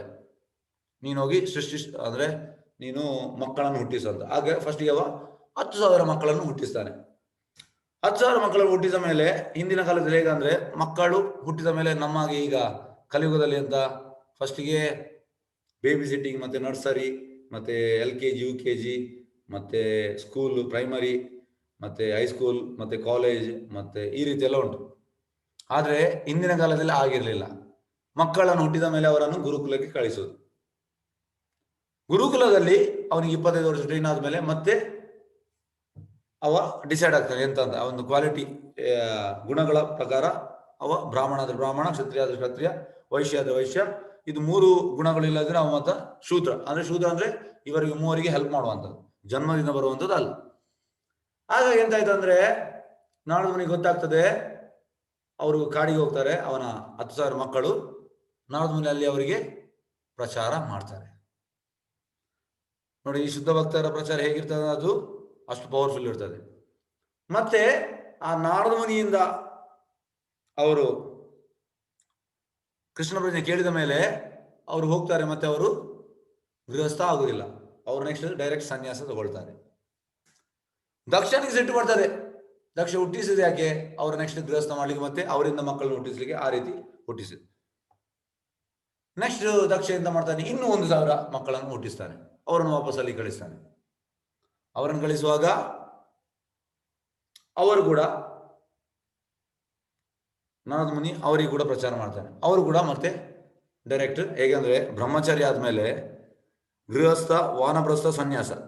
ಈಗ ಹೇಗಂದ್ರೆ, ಈಗ ಒಳ್ಳೆ ಬ್ರಹ್ಮಚಾರಿ ಇದ್ರೆ ಅವನಿಗೆ ಗೃಹಸ್ಥ ಹೋಗ್ಲಿಕ್ಕೆ ಮನಸ್ಸಿಲ್ಲದಿದ್ರೆ ಡೈರೆಕ್ಟ್ ಅವನಿಗೆ ಸನ್ಯಾಸ ಕೊಡ್ಬೋದು. ಹಾಗೆ ಇತ್ತು ಹಿಂದಿನ ಕಾಲದಲ್ಲಿ. ಹಾಗಾಗಿ ಈಗ ನೋಡಿ, ಈಗ ಸರಿಯಾದ ಬ್ರಹ್ಮಚಾರಿ ಇಲ್ಲ, ಮತ್ತೆ ಎಲ್ಲಿ ಎಂತ ಹೇಳುದು, ಇದು ಗೃಹಸ್ಥ ಬರೋದು, ಗೃಹಸ್ಥ ಕೂಡ ಇಲ್ಲ, ಸನ್ಯಾಸ ಕೂಡ ಇಲ್ಲ, ಯಾವುದು ಕೂಡ ಇಲ್ಲ. ಹಾಗಾಗಿ ಹಿಂದಿನ ಕಾಲದಲ್ಲಿ ಹಾಗೆ ಇತ್ತು. ಮತ್ತೆ ಇವರು ವಾಪಸ್ ಆ 1,000 ದಕ್ಷಿಣ ಮಕ್ಕಳು, ಅವರು ಕೂಡ ಕೃಷ್ಣ ಮಧ್ಯ ತಗೊಳ್ತಾರೆ, ಅವರು ಕೂಡ ಡೈರೆಕ್ಟ್ ಗೃಹಸ್ಥ ಆಗುದಿಲ್ಲ. ದಕ್ಷನಿಗೆ ಸಿಟ್ಟು ಬಂದು ದಕ್ಷ ನಾರದ ಮುನಿಗೆ ಶಾಪ ಕೊಡ್ತಾನೆ, ನೀನು ಒಂದು ಜಾಗದಲ್ಲಿ 3 ದಿವಸಕ್ಕಿಂತ ಜಾಸ್ತಿ ಇರಬಾರ್ದಂತ. ನಾರದ ಮುನಿ ಸ್ವೀಕರಿಸ್ತಾನೆ, ಮತ್ತೆ ಖುಷಿ ಖುಷಿಯಲ್ಲಿ ಹೋಗ್ತಾನೆ. ಇದು ನೋಡಿ, ಇದು ಆಚಾರ್ಯ ಹೇಳ್ತಾರೆ, ನಾರದ ಮುನಿದು ಥ್ಯಾಂಕ್ಲೆಸ್ ಟಾಸ್ಕ್ ಅಂತೆ. ಅಂದ್ರೆ ಅವರ ಸ್ವ ಇಚ್ಛೆಗೆ ಮಾಡುವಂತದ್ದಲ್ಲ, ಅವರಿಗೆ ಎಲ್ಲರನ್ನು ಕೃಷ್ಣ ಪ್ರಶ್ನೆ ಮಾಡಬೇಕು, ಇದು ಅವರ ಉದ್ದೇಶ.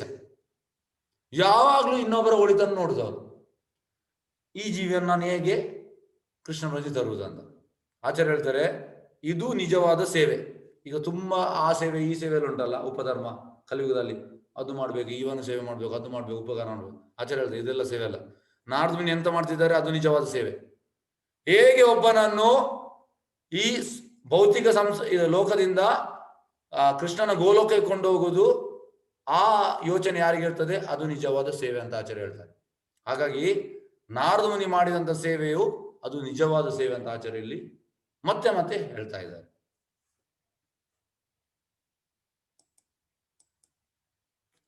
ರಜೋಗುಣದಲ್ಲಿ ಮರಣ ಹೊಂದುವ ಮನುಷ್ಯನು ಫಲಾಪೇಕ್ಷೆ ಇರುವ ಕರ್ಮಗಳ ತೊಡಗಿರುವ ಮಧ್ಯೆ ಹುಟ್ಟುತ್ತಾನೆ. ತಮೋ ಗುಣದ ಮನುಷ್ಯನು ಸತ್ತರೆ ಪ್ರಾಣಿ ವರ್ಗದಲ್ಲಿ ಹುಟ್ಟುತ್ತಾನೆ. ನೋಡಿ, ರಜೋಗುಣ ಸತ್ತರೆ ಎಂತಾಗ್ತದೆ, ಫಲಾಪೇಕ್ಷೆ ಇರುವ ಮನೆಯಲ್ಲಿ ವಾಪಸ್ ಹುಟ್ಟುತ್ತಾನೆ. ಮತ್ತೆ ತಮೋಗುಣ ಸತ್ತರೆ ಅವ ಪ್ರಾಣಿ ವರ್ಗಕ್ಕೆ ಹೋಗ್ತಾನೆ. ಕರ್ಮಣ ಸುಕೃತಾಶಾಯು ಸಾತ್ವಿಕಂ ನಿರ್ಮಲಂ ಫಲಂ, ರಜಸಾತು ಫಲಂ ದುಃಖಂ, ಅಜ್ಞಾನಂ ತಮಸಾ ಫಲಂ. ಸುಕೃತ ಫಲ ಪರಿಶುದ್ಧವಾದದ್ದು, ಅದು ಸಾತ್ವಿಕ ಎಂದು ಹೇಳುತ್ತಾರೆ. ಆದರೆ ರಜೋಗುಣದಲ್ಲಿ ಮಾಡಿದ ಕೆಲಸದಿಂದ ದುಃಖವು ಬರುತ್ತದೆ, ತಮೋ ಗುಣದಲ್ಲಿ ಮಾಡಿದ ಕೆಲಸದಿಂದ ಅಜ್ಞಾನವು ಬರುತ್ತದೆ. ನೋಡಿ, ಇಲ್ಲಿ ಈ ದೇವಸ್ಥಾನಕ್ಕೆ ಸತ್ವಗುಣ ಅಂತ ಹೋಲಿಸ್ತಾರೆ. ಮತ್ತೆ ಇದು ಸಿಟಿ ಲೈಫ್, ಹತ್ತಿರ ಹತ್ತಿರ ಹತ್ತಿರ ಹತ್ತಿರ ಮನೆ, ಇದಕ್ಕೆ ರಜೋಗುಣ. ಮತ್ತೆ ಇದು ನೋಡಿ, ಈ ಸ್ಟೆಪ್ಸಿಗೆ ಹೊರಗೆ ಬರಲಿಕ್ಕೆ ದಾರಿ ಇಲ್ಲ, ಇದು ತಮೋಗುಣ. ಹಾಗಾಗಿ 3 ಎಕ್ಸಾಂಪಲ್ ಕೊಟ್ಟಿದ್ದಾರೆ. ಸತ್ವಗುಣದಿಂದ ನಿಜವಾದ ಜ್ಞಾನ ಬೆಳೆಯುತ್ತದೆ, ರಜೋಗುಣದಿಂದ ಲೋಭ ಬೆಳೆಯುತ್ತದೆ, ತಮೋಗುಣದಿಂದ ಅಜ್ಞಾನ, ಬಹುಮೂರ್ಖತನ, ಹುಚ್ಚು ಮತ್ತು ಭ್ರಾಂತಿಗಳು ಬೆಳೆಯುತ್ತದೆ. ನೋಡಿ, ಈ ಮುಖದಲ್ಲಿ ನಿಮಗೆ ಕಾಣ್ಬೋದು. ಆಚಾರ್ಯ ಹೇಳ್ತಾರೆ, face is the index of mind. ಮುಖದಲ್ಲಿ ಗೊತ್ತಾಗ್ತದೆ ಅವ ಯಾವ ಒಂದು ನಿಟ್ಟಿನಲ್ಲಿ ಇದ್ದಾನೆ ಅಂತ. ಮುಖದಲ್ಲಿ ಯಾವಾಗಲೂ ಹೀಗೆ ಬೇಸರ, ಮತ್ತೆ ಹೀಗೆ ಆ ಒಂದು ಎಂತ ಹೇಳುದು ನೋಡಿ, ಇವ ನೋಡಿ ಸತ್ವಗುಣದ ಮುಖ ಹೇಗಿದ್ದಾನೆ ಆನಂದದಲ್ಲಿ, ರಜೋಗುಣದವ ಹೇಗಿದ್ದಾನೆ, ತಮೋಗುಣದವ ಹೇಗಿದ್ದಾನೆ. ಒಂದೇ ಒಬ್ಬನೇ ಮನುಷ್ಯ, ಆದ್ರೆ 3 ಬೇರೆ ಬೇರೆ ಮುಖ. ಹಾಗಾಗಿ ಸತ್ವಗುಣ ಒಳ್ಳೇದಂತ ಇಲ್ಲಿ ಹೇಳ್ತಾ ಇದ್ದಾರೆ. ನೋಡಿ, ಇಲ್ಲಿ ಕೂಡ ಸತ್ವಗುಣದವ ನೋಡಿ, ರಜೋಗುಣದವ ನೋಡಿ, ತಮೋಗುಣ ರಾಕ್ಷಸರಾಗಿ ಕಾಣ್ತಾನೆ. ಆಕ್ಚುಲಿ ಆಚಾರ್ಯ ಹೇಳ್ತಾರೆ, ನಮ್ದು ಇದು ಎಂತ ಹೇಳುದು, ಈ ಐಬ್ರೋ ಇಲ್ಲಿ ಮೇಲುಂಟಲ್ಲ, ಇದನ್ನು ನಾವು ಶೇವ್ ಮಾಡಿದ್ರೆ ನಾವು ರಾಕ್ಷಸರಾಗಿ ಕಾಣ್ತಾ ಇರಂತೆ. ಹಾಗಾಗಿ ವಿಷಯ ಅಂತ ಅಂದ್ರೆ ನಾವೀಗ ಡೈಲಿ ಕನ್ನಡಿಯಲ್ಲಿ ಹೋಗಿ ನೋಡ್ತೇವೆ, ಮತ್ತೆ ನಾವು ಇದು ಮಾಡುವಾಗ ಅಷ್ಟು ನಾನು ಚಂದ ಇದ್ದೇನೆ ಅಂತ. ಆಕ್ಚುಲಿ ಚಂದ ಇರುವುದು ಕೃಷ್ಣ ಮಾತ್ರ. ಏಕಲೆ ಕೃಷ್ಣ ಆರು ಸಬ್ಬು ಬಿತ್ಯ. ಅಂದ್ರೆ ಕೃಷ್ಣ ಮಾತ್ರ ಚಂದ. ಅಂದ್ರೆ ಇದು ನಿಮ್ಗೆ ನಾನು ಹೇಳಿದ್ದೇನೆ, ಐಶ್ವರ್ಯ ಸಮಗ್ರಸ್ಯ ವೀರ್ಯ ಯಶಸ್ಶ್ರಿಯ. ಯಶಸ್ಶ್ರಿಯ, ಶ್ರೀಯ ಅಂದ್ರೆ ಸೌಂದರ್ಯ, ಸೌಂದರ್ಯ ಅಂದ್ರೆ ಕೃಷ್ಣ, ಬೇರೆ ಅದಕ್ಕೆ ವರ್ಡೇ ಇಲ್ಲ. ಆಕರ್ಷತಿ ಇದು ಕೃಷ್ಣ. ಹಾಗಾಗಿ ನಾವು ಎಂತ ಎಣಿಸೋದು, ನಾನು ತುಂಬಾ ಚಂದ ಇದ್ದೇನೆ, ಸೌಂದರ್ಯ ಇದ್ದೇನೆ ಅಂತ. ಹಾಗಾಗಿ ಆಕ್ಚುಲಿ ನಾವು ಈ ರೀತಿ ಇದ್ದೇವೆ, ಈ ರೀತಿ. ಅದು ನಾವು ಇದನ್ನು ನಾವು ಇಲ್ಲಿ ಶೇವ್ ಮಾಡಿದ್ರೆ ಆಕ್ಚುಲಿ ಹೇಳ್ತಾರೆ ಆಚಾರ್ಯರು, ನಾವು ರಾಕ್ಷಸರಾಗಿ ಕಾಣ್ತೇವೆ ಅಂತ. ಈಗ ನೀವೆಲ್ಲ ನೋಡಿರ್ಬೋದು ಎಂತ ಹೇಳೋದು, ರಾಮಾಯಣದಲ್ಲಿ ಮತ್ತೆ ಮಹಾಭಾರತದಲ್ಲ ರಾಕ್ಷಸರು ಹೇಗಿರ್ತಾರೆ ಅಂತ. ಹಾಗಾಗಿ ರಾಕ್ಷಸರು ಒಂದು ನಮೂನೆ ಇರ್ತಾರೆ. ಅದೇ ನಾವು ಕೂಡ ಈಗ ಇದನ್ನು ಇಲ್ಲಿ ಇದು ಶೇವ್ ಮಾಡಿದ್ರೆ ನಾವು ಕೂಡ ಆ ನಿಟ್ಟಿನಲ್ಲಿದೆ. ಆದ್ರೆ ನಾವು ಎಂತ ಅಂದ್ರೆ ಆ ತಪ್ಪು ಇದರಲ್ಲಿದ್ದೇವೆ, ನಾನು ಚಂದ ಇದ್ದೇನೆ ಅಂತ. ಯಾವಾಗಲೂ ಆಚಾರ್ಯ ಹೇಳ್ತಾರೆ, ನಾವು ಕೃಷ್ಣನಲ್ಲಿ ಚಂದ ನೋಡ್ಬೇಕು. ನಾವು ಈ ಕೃಷ್ಣನಿಗೆ ಒಳ್ಳೆದಾಗ ಅಲಂಕೃತ ಮಾಡಿದ್ರೆ ನಾವು ಚಂದ ಆಗ್ತೇವೆ. ಇದು ಸೀಕ್ರೆಟ್. ಹಾಗಾಗಿ ಇದನ್ನು ನಾವು ತಿಳಿಬೇಕು. ಯಾಕಂದ್ರೆ ಎಲ್ಲರಿಗೂ ಅನುಭವ ಇರಬಹುದು. ಹೇಗೆಂದ್ರೆ ಈ 2ನೇ ಅಧ್ಯಾಯದಲ್ಲಿ ಶ್ಲೋಕ ಕೂಡ ಉಂಟು, ದೇಹಿನಸ್ಮಿ ಯಥಾ ದೇಹ ಕೌಮಾರಂ ಯೌವನಂಜರ ತಥಾ ದೇಹಾಂತರ ಪ್ರಾಪ್ತಿ ಧೀರಸ್ತತ್ರ ಮೋಹತೆ. ನೀವು ಈಗೆಲ್ಲರೂ ಸಣ್ಣ ಪ್ರಾಯದಿಂದ ಈಗ ಎಂತ ಹೇಳುದು, ಸಣ್ಣ ಪ್ರಾಯದಿಂದ ಬಂದಿದ್ದೀರಿ. ನಾವು ಸಣ್ಣದಿರುವಾಗ ಹೇಗಿದ್ದೆವು ಮಗುವಾಗಿದ್ದಾಗ, ಮತ್ತೆ ನಾವು ಸ್ವಲ್ಪ ಮಿಡ್ಲ್ ಏಜ್ ಬರುವಾಗ ಹೇಗಿದ್ದೆವು, ಈಗ ನಾವು ಜಾಸ್ತಿ ಏಜ್ ಆಗುವಾಗ ಹೇಗೆ ಆಗಿದ್ದೇವೆ, ಇನ್ನು ಓಲ್ಡ್ ಏಜ್ ಆಗುವಾಗ ಹೇಗೆ ಆಗ್ತೇವೆ. ನಮ್ಮ ದೇಹ ಚೇಂಜ್ ಆಗ್ತಾ ಇರ್ತದೆ. ಆದ್ರೆ ಇದನ್ನು ನಾವು ಅರ್ಥ ಮಾಡ್ಬೇಕು, ನಾನು ದೇಹ ಅಲ್ಲ, ನಾನು ಆತ್ಮ ಅಂತ. ಹಾಗಾಗಿ ಆ ಸತ್ವಗುಣ ನಮ್ಮನ್ನು ಅಲ್ಲಿಗೆ ತರ್ತದೆ, ತಮೋಗುಣ ಮತ್ತೆ ರಜೋಗುಣ ನಮ್ಮನ್ನು ಅದಕ್ಕೆ ಆ ನಿಟ್ಟಿಗೆ ತರುವುದಿಲ್ಲ ಅಂತ ಆಚಾರ್ಯರಲ್ಲಿ ಹೇಳ್ತಾರೆ. ಊರ್ಧ್ವಂ ಗಚ್ಚಂತಿ ಸತ್ವಸ್ಥ ಮಧ್ಯೆ ತಿಷ್ಟಂತಿ ರಾಜಸ ಜಗನ್ಯ ಗುಣವೃತ್ತಿಷ್ಠ ಅದೋ ಗಚ್ಚಂತಿ ತಾಮಸ. ಸತ್ವಗುಣದಲ್ಲಿರುವವರು ಕ್ರಮೇಣ ಊರ್ಧ್ವ ಲೋಕಕ್ಕೆ ಹೇರಿ ಹೋಗ್ತಾರೆ. ರಜೋಗುಣದಲ್ಲಿರುವವರು ಭೂಲೋಕದಲ್ಲಿ ವಾಸ ಮಾಡುವರು. ಅಸಹ್ಯಕರವಾದ ತಾಮಸ ಗುಣದಲ್ಲಿರುವವರು ನರಕ ಲೋಕಕ್ಕೆ ಇಳಿಯುವರು. ಅಂದ್ರೆ ಸತ್ವಗುಣದವ ಮೇಲಿನ ಲೋಕ ಹೋಗ್ತಾನೆ, ಯಾವುದು ಸ್ವರ್ಗಲೋಕ, ಬ್ರಹ್ಮಲೋಕ, ಈ ರೀತಿ ಆ ಲೋಕಕ್ಕೆ ಹೋಗ್ಬೋದು. ರಜೋಗುಣದವ ವಾಪಸ್ ಇಲ್ಲಿ ಓಡ್ತಾನೆ ಭೂಲೋಕದಲ್ಲಿ. ಮತ್ತೆ ತಾಮಸ ಗುಣದವ ನರಕ ಲೋಕಕ್ಕೆ ಹೋಗ್ತಾನೆ. ನೋಡಿ,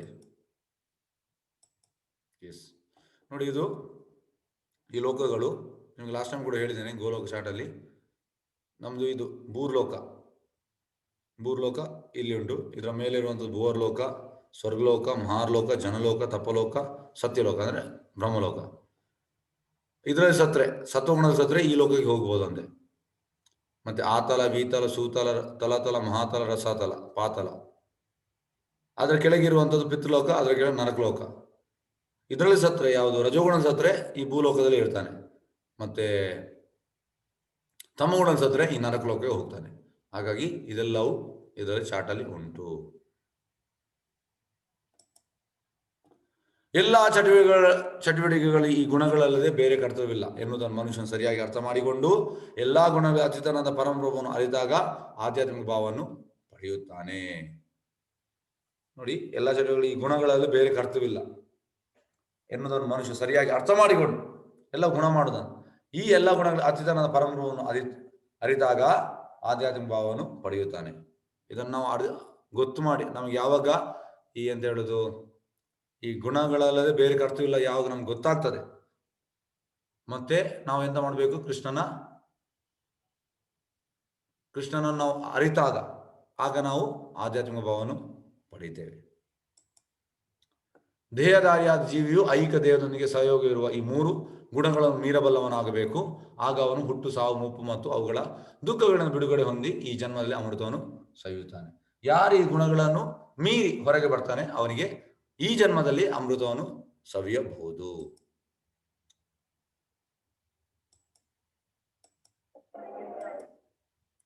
ಅರ್ಜುನನು ಪ್ರಶ್ನಿಸಿದನು, ಪ್ರಿಯ ಪ್ರಭುವೇ, ಈ ಗುಣತ್ರಯಗಳು ಮೀರಿದ ಲಕ್ಷಣಗಳು ಯಾವುವು? ನೋಡಿ, ಅರ್ಜುನ ಪ್ರಶ್ನೆ ಕೂಡ ಒಳ್ಳೆ ಪ್ರಶ್ನೆ. ಆತನು ಹೇಗೆ ನಡೆದುಕೊಳ್ಳುತ್ತಾನೆ, ಅವನು ಹೇಗೆ ಪ್ರಕೃತಿ ಗುಣಗಳನ್ನು ಮೀರುತ್ತಾನೆ? ಅದಕ್ಕೆ ಉತ್ತರ ವಾಪಸ್ ನಾರದ ಮುನಿ.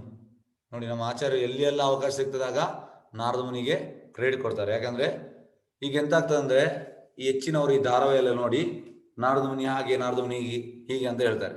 ಅವ ಸೀರಿಯಲ್ ಮಾಡಿದವನಿಗೆ ಗೊತ್ತಿಲ್ಲ ನಾರದ ಮುನಿ ಅಂತ ಒಟ್ಟು ಹೇಳ್ತಾನೆ. ಅದು ಸರಿಯಲ್ಲ. ಅದಕ್ಕೆ ಹೇಳು, ನಾವು ದಯವಿಟ್ಟು ಈ ಧಾರಾವಾಹಿಯನ್ನೆಲ್ಲ ನೋಡಬೇಡಿ, ಸೀರಿಯಲ್ ಧಾರಾವಾಹಿ. ಯಾಕೆಂದ್ರೆ ಆ ಮಾಡಿದ ಡೈರೆಕ್ಟರ್ ಕೂಡ ಭಕ್ತನಲ್ಲ, ಪ್ರೊಡ್ಯೂಸರ್ ಕೂಡ ಭಕ್ತನಲ್ಲ, ಆಕ್ಟರ್ ಕೂಡ ಭಕ್ತನಲ್ಲ. ಅವರ ಜೀವನದ ನೀವೊಂದು ಇದನ್ನು ನೋಡಿ, ಸಿಚುವೇಶನ್ ನೋಡಿ, ಅವ್ರು ಹೇಗೆ ಇರ್ತಾರೆ, ಎಂತೆಲ್ಲ ಮಾಡ್ತಾ ಇರ್ತಾರೆ. ಟೋಟಲ್ ಬೇಡದೆ ಮಾಡುದು, ಮತ್ತೆ ಇಂಥ ದೇವರ ವಿಷಯದಲ್ಲಿ ಧಾರಾವಾಹಿ ಎಲ್ಲ ಬರೆಯುವುದು. ಹಾಗಾಗಿ ಮತ್ತೆ ನಾವೆಂತ ಮಾಡುದು, ಅದನ್ನು ನೋಡುದು, ಮತ್ತೆ ನಾವು ಅದೇ ಸರಿ ಅಂತ ಹೇಳುದು. ಹೇಗಂದ್ರೆ ಒಬ್ಬ ತುಂಬಾ ದೊಡ್ಡ ಹೊಟ್ಟೆ ಇದ್ದವ, ಅವೆಂತ ಎಣಿಸುದು, ಹೋಗಿ ಅವೇನೆನಿಸುದು, ನಾನು ಸರಿ ಇದ್ದೇನೆ ಅಂತ ಎಣಿಸುದು. ಆಚಾರ್ಯ ಹೇಳ್ತಾರೆ, ಈಗ ಇದಕ್ಕೆ ನಿಮ್ಗೆ ಒಂದು ಸಣ್ಣ ಉದಾಹರಣೆ. ಇಂದ್ರ ಎಂತ ಆಗ್ತದೆ ಅಂದ್ರೆ, ಇಂದ್ರ ಒಮ್ಮೆ ಎಂತ ತಪ್ಪು ಮಾಡ್ತಾನೆ. ಹಾಗಾಗಿ ಇಂದ್ರನಿಗೆ ಅವನಿಗೆ ಶಾಪ ಅಂದ್ರೆ ಅವ ಹಂದಿ ಆಗ್ತಾನೆ. ಹಂದಿಯಾಗಿ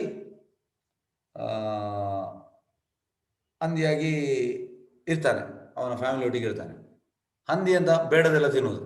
ಮತ್ತೆ ಎಂತ ಆಗ್ತದೆ, ಬ್ರಹ್ಮನಿಗೆ ಇದಾಗ್ತದೆ. ಮತ್ತೆ ಅವನದು ಓಕೆ, ಅವನು ವಾಪಸ್ ಕಳಿಸುವ ಎಲ್ಲಿ, ದೇವಲೋಕಕ್ಕೆ. ಯಾಕೆಂದ್ರೆ ದೇವಲೋಕಕ್ಕೆ ಮೇನ್ ಬೇಕಲ್ಲ, ಅದು ಇಂದ್ರ.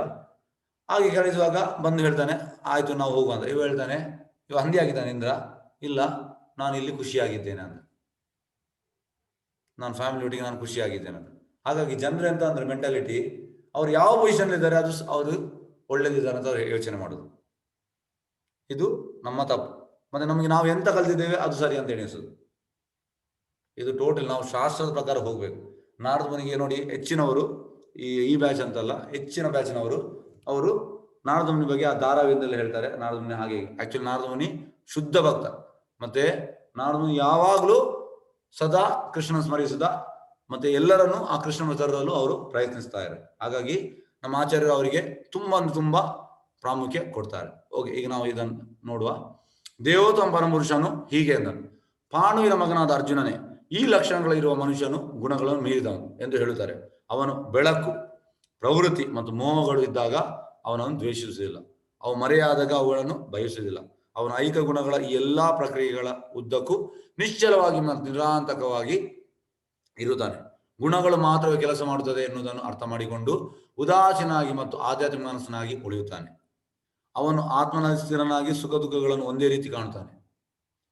ಒಂದು ಮಣ್ಣಿನ ಹೆಂಟೆ, ಒಂದು ಕಲ್ಲು, ಒಂದು ಚಿನ್ನದ ತುಂಡು ಎಲ್ಲವನ್ನು ಸಮದೃಷ್ಟಿಯಿಂದ ಕಾಣುತ್ತಾನೆ. ನೋಡಿ, ಇವ ಯಾರು ಈ ಗುಣಗಳ ಮೀರಿದವ, ಒಂದು ಮಣ್ಣಿನ ಹೆಂಟೆ, ಕಲ್ಲು ಮತ್ತೆ ಒಂದು ಚಿನ್ನದ ತುಂಡು ಎಲ್ಲವನ್ನು ಸೇಮ್ ಆಗಿ ಕಾಣ್ತಾನೆ. ಅದು ನಾವು ಚಿನ್ನವನ್ನು ನಾವು ಕಂಡ್ರೆ ನಾವು ಅದನ್ನು ತೆಗಿಲಿಕ್ಕೆ ಹೋಗ್ತೇವೆ. ಆಗ ಯಾರಾದ್ರೂ ಬೇರೆ ತೆಗಿಲಿಕ್ಕೆ ಬಂದ್ರೆ ಅವ್ರಿಗೆ ನಾವು ಹೊಡಿತೇವೆ. ಇದು ನಮ್ಮ ಕಂಡೀಷನ್. ಆದ್ರೆ ಈ ಗುಣಗಳನ್ನು ಮೀರಿದವ ಎಲ್ಲವನ್ನು ಸಮಾದೃಷ್ಟಿಯಲ್ಲಿ ನೋಡ್ತಾನೆ, ಸಮಾದೃಷ್ಟಿಯಿಂದ ಕಾಣ್ತಾನೆ. ಪ್ರಿಯ ಅಪ್ರಿಯಗಳ ವಿಷಯದಲ್ಲಿ ಒಂದೇ ಸಮನೆ ಇರುತ್ತಾನೆ. ಹೊಗಳಿಕೆ ಮತ್ತು ಹೆಗಳಿಕೆ, ಮಾನ ಮತ್ತು ಅಪಮಾನ ಇವುಗಳ ವಿಷಯದಲ್ಲಿ ಒಂದೇ ರೀತಿ ಇರ್ತಾನೆ. ನೋಡಿ, ನಮ್ಮನ್ನು ಯಾರಾದ್ರೂ ಹೊಗಳ್ಬೇಕು, ಯಾರೋ ತೆಗಳಿದ್ರೆ ನಮಗೆ ಸಿಟ್ಟು ಬರ್ತದೆ, ಮತ್ತೆ ನಾವು ಮುಂಗುಸಿಯಾಗೆ ಹೀಗೆ ಮಾಡ್ತೇವೆ. ಮತ್ತೆ ಮಾನ ಅಪಮಾನ, ನಮಗೆ ಅಪಮಾನ ಬೇಡ, ನಮಗೆ ಮಾನ ಬೇಕು. ಆಚಾರ್ಯ ಹೇಳ್ತಾರೆ, ಈ ಕಲಿಯುಗದ ಸಿಂಪ್ಟಮ್ಸ್ ಎಂತಂದ್ರೆ ಮಾನ ಪೂಜಾ ಪ್ರತಿಷ್ಠಾ. ಮಾನ ಪೂಜಾ ಪ್ರತಿಷ್ಠಾ ಅವನಿಗೆ ಯಾವಾಗಲೂ ಸಿಗ್ತಾ ಇರ್ಬೇಕು. ಹೇಗಂದ್ರೆ, ಈಗ ನಿಮ್ಮನ್ನು ಯಾರಾದ್ರೂ ಒಂದು ಗೆಸ್ಟ್ ಆಗಿ ಕರೆದ್ರೆ ನಿಮ್ಮನ್ನು ಸ್ಟೇಜಲ್ಲಿ ಕೂರಿಸ್ತದೆ, ನಿಮ್ಮನ್ನು ಕೂತ್ಕೊಳ್ಳಿಕ್ಕೆ ಹೇಳದಿದ್ರೆ ನಿಮ್ಗೆ ಎಂತ ಆಗ್ತದೆ, ನಿಮ್ಗೆ ಸಿಟ್ಟು ಬರ್ತದೆ, ನೀವು ಅರ್ಧದಲ್ಲಿ ಎದ್ದು ಬರ್ತೀರಿ. ಅದು ಯಾಕೆ? ಮಾನ ಪೂಜಾ ಪ್ರತಿಷ್ಠಾ. ಎಸ್, ನನ್ನನ್ನೆಲ್ಲರೂ ಕರಿಬೇಕು, ನನ್ನನ್ನು ಸ್ಟೇಜಲ್ಲಿ ಕೂರಿಸ್ಬೇಕು, ಮತ್ತೆ ನನಗೆ ಪ್ರತಿಷ್ಠೆ ಇದು ಮಾಡಬೇಕು, ಸನ್ಮಾನ ಮಾಡಬೇಕು, ಇದು ನಮ್ಮ ಇಚ್ಛೆ. ಆದ್ರೆ ಈ ಗುಣಗಳ ಮೀರಿದವನಿಗೆ ಮಾನ ಅಪಮಾನ ಇವುಗಳ ವಿಷಯದಲ್ಲಿ ಒಂದೇ ರೀತಿ ಇದ್ದು ಸ್ಥಿರವಾಗಿರುತ್ತಾನೆ. ಮತ್ತೆ ಮಿತ್ರ ಮತ್ತು ಶತ್ರು ನೋಡಿ, ನಮ್ಗೆ ಹೇಗೆ ಅಂದ್ರೆ ಯಾರು ನಮ್ಗೆ ಇದು ಮಾಡ್ತಾರೋ ಅವ್ರು ಶತ್ರು. ಆದ್ರೆ ಈ ಗುಣಗಳ ಮೀರಿದವನಿಗೆ, ಶುದ್ಧ ಭಕ್ತನಿಗೆ, ಅವನಿಗೆ ಶತ್ರುಗಳೇ ಇಲ್ಲ, ಎಲ್ಲರೂ ಮಿತ್ರರೇ. ಯಾರಾದ್ರೂ ಎಂತ ಹೇಳಿದ್ರೆ ಅವ ಹೇಳ್ತಾನೆ, ಓಕೆ ಎಸ್ ಹರೇ ಕೃಷ್ಣ ಅಂತ ಹೇಳ್ತಾನೆ ಎಂತ ಅಂದ್ರೆ, ಯಾಕಂದ್ರೆ ಭಕ್ತನಿಗೆ ಎಷ್ಟು ಹೊಡೆತ ಬೀಳ್ತದೆ ಅಷ್ಟು ಅವ ಭಕ್ತಿಯಲ್ಲಿ ಮುಂದೆ ಬರೋದು. ನಮ್ಗೆ ಹೊಡೆತ ಬೀಳ್ಬೇಕಾದ್ರೆ, ನಮ್ಗೆ ಹೊಡೆತ ಅಂದ್ರೆ ಎಂತ, ಈ ರೀತಿ ಇನ್ನೊಬ್ರು ಇನ್ಸಲ್ಟ್ ಮಾಡ್ಬೇಕು, ನಮ್ಮ ಬಗ್ಗೆ ಕೆಟ್ಟದಾಗಿ ಹೇಳ್ಬೇಕು. ಹಾಗೆ ಹೇಳುವಾಗ ಎಂತ ಆಗ್ತದೆ, ನಾವು ಮತ್ತೆ ಸ್ಟ್ರಾಂಗ್ ಆಗ್ತೇವೆ ಭಕ್ತಿಯಲ್ಲಿ. ಮತ್ತೆ ಎಂತ ಅಂದ್ರೆ ನಾವು ಅದನ್ನು ಎಂತಂದ್ರೆ ಒಂದು ಆ ಯಾವಾಗ ನಮಗೆ ಹೊಗಳಿಕೆ ಬರ್ತದೆ, ಇನ್ನೊಬ್ಬ ನಮ್ಮ ಹೊಗಳಿದ ನಮಗೆ ಖುಷಿ ಆಗ್ತದೆ, ನಾವು ಭಕ್ತಿಯಲ್ಲಿ ಪತನಗೊಳ್ತೇವೆ, ಭಕ್ತಿಯಲ್ಲಿ ಮುಂದೆ ಹೋಗ್ಲಿಕ್ಕೆ ಆಗುದಿಲ್ಲ ನಮಗೆ. ಇದು ನಾವು ತಿಳಿಬೇಕು. ಎಲ್ಲ ಐಕ ಚಟುಗಳನ್ನು ಪರಿಚಯಿಸ್ತಾನೆ. ಇದು ಆ ಗುಣಗಳ ಮೀರಿದವ ಹೇಗಿರ್ತಾನಂತ ಕೃಷ್ಣ ಹೇಳ್ತಾನೆ. ಮಾಂಶಯೋ ಅವ್ಯಾಭಿಚಾರೇಣ ಭಕ್ತಿಯೋಗೇನ ಸೇವತೆ ಸ ಗುಣಾನ್ ಸಮಚಿತ್ತೈತಾನ್ ಬ್ರಹ್ಮಭೂಯಾಯ ಕಲ್ಪತೆ. ಎಲ್ಲ ಸನ್ನಿವೇಶಗಳಲ್ಲಿಯೂ ಲೋಪ ಮಾಡದೆ ಸಂಪೂರ್ಣ ಭಕ್ತಿ ಸೇವೆಯಲ್ಲಿ ನಿರತನಾದವನು ಕೂಡಲೇ ಐಹಿಕ ಪ್ರಕೃತಿ ಗುಣಗಳನ್ನು ಮೀರುತ್ತಾನೆ, ಹೀಗೆ ಬ್ರಹ್ಮನ್ ಹಂತಕ್ಕೆ ಬರುತ್ತಾನೆ. ನೋಡಿ, ಎಲ್ಲ ಸನ್ನಿವೇಶ ಲೋಪ ಮಾಡದೆ, ಯಾವುದೇ ಸನ್ನಿವೇಶ ಬರಲಿ, ಅವನಿಗೆ ಯಾರಾದರೂ ಬೈಲಿ, ಎಂತಾದ್ರೂ ಮಾಡಲಿ, ಅದು ಯಾವುದಕ್ಕೂ ಲೋಪ ಮಾಡದೆ ಸಂಪೂರ್ಣ ಭಕ್ತಿ ಸೇವೆಯಲ್ಲಿ ನಿರತನಾದವನು ಕೂಡಲೇ ಐಹಿಕ ಪ್ರತಿಗುಣಗಳನ್ನು ಮೀರುತ್ತಾನೆ.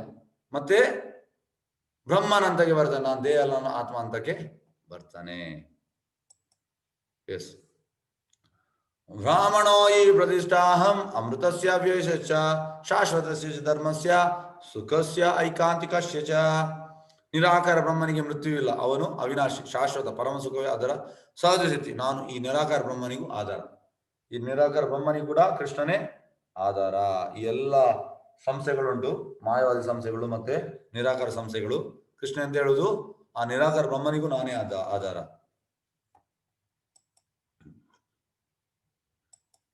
ಎಸ್. ಯಾವ್ದಾದ್ರು ಪ್ರಶ್ನೆ ಇದ್ದಲ್ಲಿ ಕೇಳ್ಬೋದು.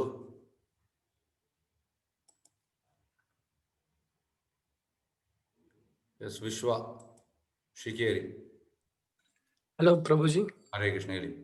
ಹರೇ ಕೃಷ್ಣ ಪ್ರಭುಜಿ, ನಿಮ್ ಕೀರ್ತನೆ ಎಲ್ಲಾದ್ರೂ ಸಿಗ್ಬೋದಾ ನಮ್ಗೆ, ನೀವು ಹಾಡಿದ ಕೀರ್ತನೆ?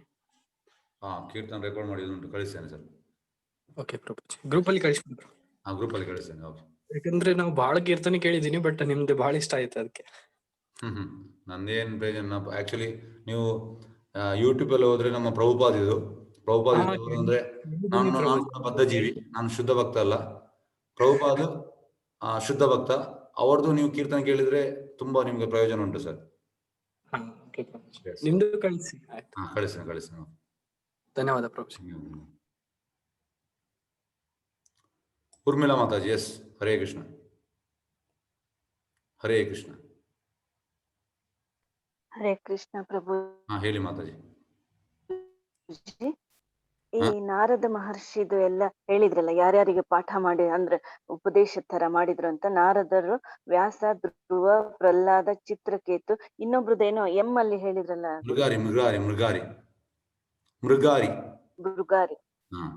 ಮೃಗಾರಿ. ಹೌದೌದು. ಅವ್ರಾದ್ಮೇಲೆ ದಕ್ಷ ಪ್ರಜಾಪತಿನೇ ಅಲ್ವಾ? ದಕ್ಷ ಮಸ್ತ್. ತುಂಬಾ ಧ್ರುವ ಮಹಾರಾಜಿ ಕೂಡ ಅವರೇ ಗುರು. ಧ್ರುವ ಮಹಾರಾಜ್, ಹರೇ ಧ್ರುವ ಮಹಾರಾಜಿ ಕೂಡ ಅವರೇ ಗುರು. ತುಂಬಾ ಇದ್ದಾರೆ ನಾರದ ಮನಿ. ಹರೇ ಕೃಷ್ಣ.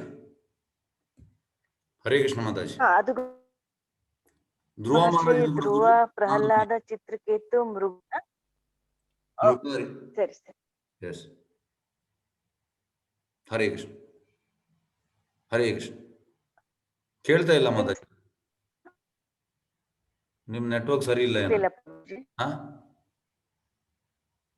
ಹರೇ ಕೃಷ್ಣ. ಹರೇ ಕೃಷ್ಣ. ಕೇಳಿಸ್ಲಿಲ್ಲ. ಸರಿ. ಓಕೆ. ಅಲ್ಲ, ಗೊತ್ತಾಯ್ತಲ್ಲ ನಿಮ್ಗೆ? ಹೌದೌದು. ಓಕೆ. ಅಲ್ಲ ಅಂದ್ರೆ ಈ ಮೃಗಾರಿ ಎಲ್ಲಿ ಬರ್ತಾರೆ, ಯಾವ ಇದ್ರಲ್ಲಿ ಬರ್ತಾರೆ ಪ್ರಭುಜಿ? ಅದು ಭಾಗವತಮಲ್ಲಿ ಉಂಟು. ಮೃಗಾರಿ ಅಂದ್ರೆ ಅವ ಹಂಟರ್, ಅವ ಕಾಡಲ್ಲಿ ಇರ್ತಾನೆ. ಅವ ಎಂತ ಮಾಡ್ತಾನೆ ಅಂದ್ರೆ ಎಲ್ಲ ಪ್ರಾಣಿಗಳನ್ನು ಅರ್ಧ ಸಾಯಿಸ್ತಾನೆ. ಅರ್ಧ ಸಾಯಿಸುವಾಗ ಒಮ್ಮೆ ನಾರದ ಮುನಿ ಬರ್ತಾರೆ. ನಾರದ ಮುನಿ ಬಂದು ಕೇಳ್ತಾರೆ, ನೀನು ಯಾಕೆ ಆ ಪ್ರಾಣಿಯನ್ನು ಅರ್ಧ ಸಾಯಿಸ್ತಿ? ಅದಕ್ಕೆ ಮೃಗಾರಿ ಹೇಳ್ತಾನೆ, ನನಗೆ ಆ ಅರ್ಧ ಸಾಯಿಸೋದು ನನಗೆ ತುಂಬಾ ಖುಷಿ. ಅದಕ್ಕೆ ನಾರದ ಮುನಿ ಹೇಳ್ತಾರೆ, ಸಾಯಿಸೋದೇ ಪೂರ್ತಿ ಸಾಯಿಸಬೇಕು, ಅರ್ಧ ಯಾಕೆ ಸಾಯಿಸ್ತೀಯ ಅಂತ ಹೇಳ್ತಾರೆ. ಮತ್ತೆ ಕಡೆಗೆ, ಇದನ್ನು ನೀನು ಯಾಕೆ ಹುದ್ದೆ ಮಾಡ್ತಾ ಇದೀಯ? ಯಾಕೆಂದ್ರೆ ಬೇರೆ ನನಗೆ ಅಂದ್ರೆ ನನ್ನ ಜೀವನ ಹೋಗ್ಬೇಕಲ್ಲ, ನನಗೆ ಇದರಿಂದಲೇ ನನ್ನ ಜೀವನ ಹೋಗುದು, ಹಾಗಾಗಿ ನಾನು ಇದನ್ನು ಮಾಡ್ತಾ ಇದ್ದೇನೆ ಅಂತ ಹೇಳ್ತಾನೆ. ಆಗ ನಿನ್ನ ಜೀವನಕ್ಕೆ ವ್ಯವಸ್ಥೆ, ನಾನು ನಿನಗೆ ವ್ಯವಸ್ಥೆ ಮಾಡಿದ್ರೆ ನೀನು ಇದನ್ನು ಬಿಡ್ತೀಯಾ? ಆಯ್ತು, ನಾನು ಬಿಡ್ತೇನೆ ಅಂತ ಹೇಳ್ತಾನೆ. ಮತ್ತೆ ಅವ ಅದನ್ನು ಬಿಟ್ಟು ನಾರದ ಮುನಿ ಅವನಿಗೆ ಅವ ಜಪ ಮಾಡ್ತಾ ಇರ್ತಾನೆ. ಮತ್ತೆ ಎಂತ ಮಾಡ್ತಾರೆ, ಆ ಊರಿನ ಜನರೆಲ್ಲರೂ ಅವ್ರಿಗೆ ಹೇಳ್ತಾರೆ, ಮೃಗಾರಿ ಹೀಗೆ ಆದ ಅಂತ, ಅಂದ್ರೆ ಭಕ್ತನಾದ ಅಂತ. ಎಲ್ಲರೂ ಆ ಊರಿನವರೆಲ್ಲರೂ ಆ ಫ್ರೂಟ್ಸ್ ಇದೆಲ್ಲ ತರ್ತಾನೆ. ಮತ್ತೆ ಅವನಿಗೆ ಗೊತ್ತಾಗ್ತದೆ ಅವನಿಗೆ ಎಷ್ಟು ಬೇಕು ಅದಕ್ಕಿಂತ ಜಾಸ್ತಿ ಕೃಷ್ಣ ವ್ಯವಸ್ಥೆ ಮಾಡ್ತಾನೆ. ಮತ್ತೆ ನಾರದನಿಗೆ ವಾಪಸ್ ಬರ್ತಾನೆ. ನಾರದನಿಗೆ ವಾಪಸ್ ಬರುವಾಗ ಆ ಮೃಗಾರಿ ನೋಡಿ, ಎಂತ ಮೃಗಾರಿ, ಅವ ಪ್ರಾಣಿಗಳನ್ನು ಅರ್ಧ ಕೊಲ್ತಾ ಇದ್ದ ಮೃಗಾರಿ. ಮತ್ತೆ ನಾರದಮುನಿ ಬರುವಾಗ ಅವನ ಚಾದರ್ ಎಂತ ಇದಕ್ಕೆ ಹಾಕ್ತಾನೆ, ಅವನ ಟೆವೆಲಿಂದ ಅಲ್ಲಿ ಕೆಳಗೆ ಇದ್ದ ನೊಣಗಳನ್ನು ಈಚೆ ಮಾಡಿ ಮತ್ತೆ ಅವನು ಅಡ್ಡ ಬೀಳ್ತಾನೆ. ಅಂದ್ರೆ ಅಂತ ಮೃಗಾರಿ ಪ್ರಾಣಿಗಳನ್ನು ಹತ್ಯೆ ಮಾಡ್ತಿದ್ದ ಆ ನೊಣವ ಅಂತ ಹೇಳುದು ಇನ್ಸೆಕ್ಟ್ ಅನ್ನು ಕೂಡ ಅವನಿಗೆ ಕೊಳ್ಳಿಕ್ಕೆ ಮನಸ್ಸಿಲ್ಲ, ಅಂತ ಮೃಗಾರಿ. ಹಾಗಾಗಿ ಶುದ್ಧ ಭಕ್ತರು ನಾವು ಯಾವಾಗ ಸಂಘ ಮಾಡ್ತೇವೆ, ನಾವು ಯಾವುದೇ ಒಂದು ತಮಗುಣದಲ್ಲಿದ್ದು ಕೂಡ ನಾವು ಮತ್ತೆ ಶುದ್ಧ ಸತ್ವಕ್ಕೆ ಬರ್ಬೋದು ಅಂತ ಇದೇ ಉದಾಹರಣೆ. ತಿಳಿದ ಮಾತಾಜಿ? ತಿಳಿತು. ಧನ್ಯವಾದ ಪ್ರಭುಜಿ.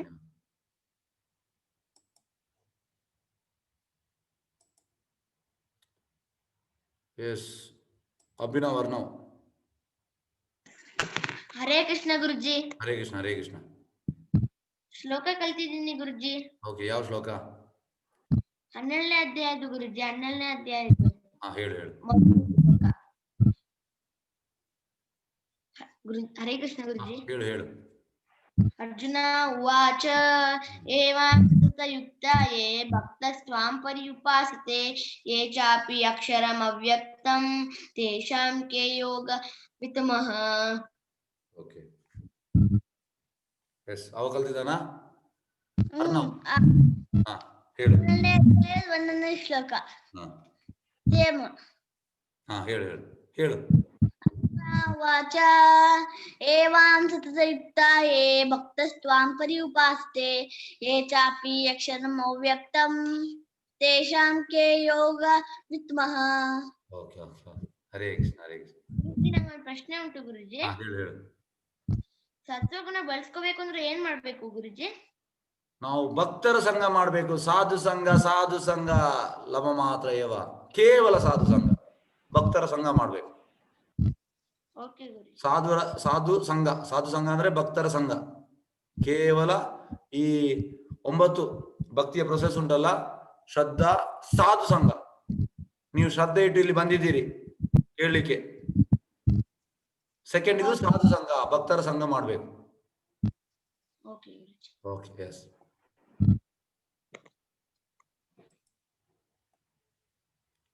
ಎಸ್, ತೀರ್ಥಕುಮಾರಿ. ಹರೇ ಕೃಷ್ಣ. ಎಸ್, ನಮಸ್ತೆ ಗುರುಜಿ. ನಮಸ್ತೆ, ಹೇಳಿ ಮಾತಾಜಿ. ಗುರುಜಿ, ನೀವು ಯಾವ ಟೈಮ್ ಅಲ್ಲಿ ಯಾವ ಗುಣ ಇರುತ್ತದೆ ಅಂತ ಹೇಳಿದ್ರಿ, ಅದಿನ್ನೊಂದ್ಸತಿ ರಿಪೀಟ್ ಮಾಡ್ತೀರಾ? ನೋಡಿ, ಬೆಳಗಿನ ಜಾವದಲ್ಲಿ ಸತ್ವಗುಣ ಇರ್ತದೆ, ಅದು ರಜೋಗುಣ ಇರ್ತದೆ, ರಾತ್ರಿ ತಮೋಗುಣ ಇರ್ತದೆ. ಆದ್ರೆ ಯಾರು ಭಕ್ತಿಯಲ್ಲಿ ಬರ್ತಾನೆ ಅವನಿಗೆ ಈ ಗುಣಗಳು ಎಂತ ಮಾಡುದಿಲ್ಲ, ಅವರು ಶುದ್ಧ ಸತ್ವದಲ್ಲಿ ಇರ್ತಾನೆ. 3 ಹೊತ್ತು ಕೂಡ ಶುದ್ಧ ಸತ್ವದಲ್ಲಿ ಇರ್ತಾನೆ. ಇದು ಟೈಮ್ ನೀವು ಹೇಳಿದ್ರಿ, ಬೆಳಿಗ್ಗೆ ಎಷ್ಟು ಟೈಮ್ ಇಂದ ಎಷ್ಟು ಟೈಮ್ ತನ ಇರುತ್ತೆ ಅದು ಸತ್ವಗುಣ ಅಂತ, ಅದು ಹೇಳ್ತೀರಾ ಗುರುಜಿ? ಬೆಳಿಗ್ಗೆ ಅಂದ್ರೆ 3:30 ನಂತರ ಸತ್ವಗುಣ ಇರ್ತದೆ ಬೆಳಿಗ್ಗೆ. ಓಕೆ, ಆಯ್ತು. Okay, thank you Guruji. Yes, Abhi. Hare Krishna. Abhi ಅವರೇ, ಪ್ರಶ್ನೆ ಇಲ್ವಾ? ಓಕೆ. ರೋಶ್ನಿ. ಎಸ್ ಪ್ರಭುಜಿ, ನಾನು ಅಧ್ಯಾಯ 2ನೇ ಶ್ಲೋಕ ಕಲ್ತಿದ್ದೀನಿ. ಓಕೆ, ಎಸ್, ಹೇಳು. ದೃಷ್ಟಾತು ಪಾಂಡವಾನಿಕಂ ವ್ಯೋಢಂ ದುರ್ಯೋಧನಸ್ತದಾ ಆಚಾರ್ಯಂ ಉಪಸಂಗಮ್ಯ ರಾಜಾ ವಚನಂ ಬ್ರವೀತ್. Okay, yes. ಅಧ್ಯಾಯ 1 3ನೇ ಶ್ಲೋಕನು ಕಲ್ತಿದ್ದೀನಿ ಪ್ರಭುಜಿ. ಓಕೆ, ಹೇಳು. ಪಶ್ಚಾತ್ತಾಂ ಪಾಂಡುಪುತ್ರಾಣಾಂ ಆಚಾರ್ಯ ಮಹತೀಂ ಚಮೂಂ. ಓಕೆ, ಎಸ್, ಆಯ್ತಾ? ಹರೇ ಕೃಷ್ಣ. ಎಸ್, ಹೇಳಿ ನಳಿನಿ ಮಾತಾಜಿ. ಎಸ್.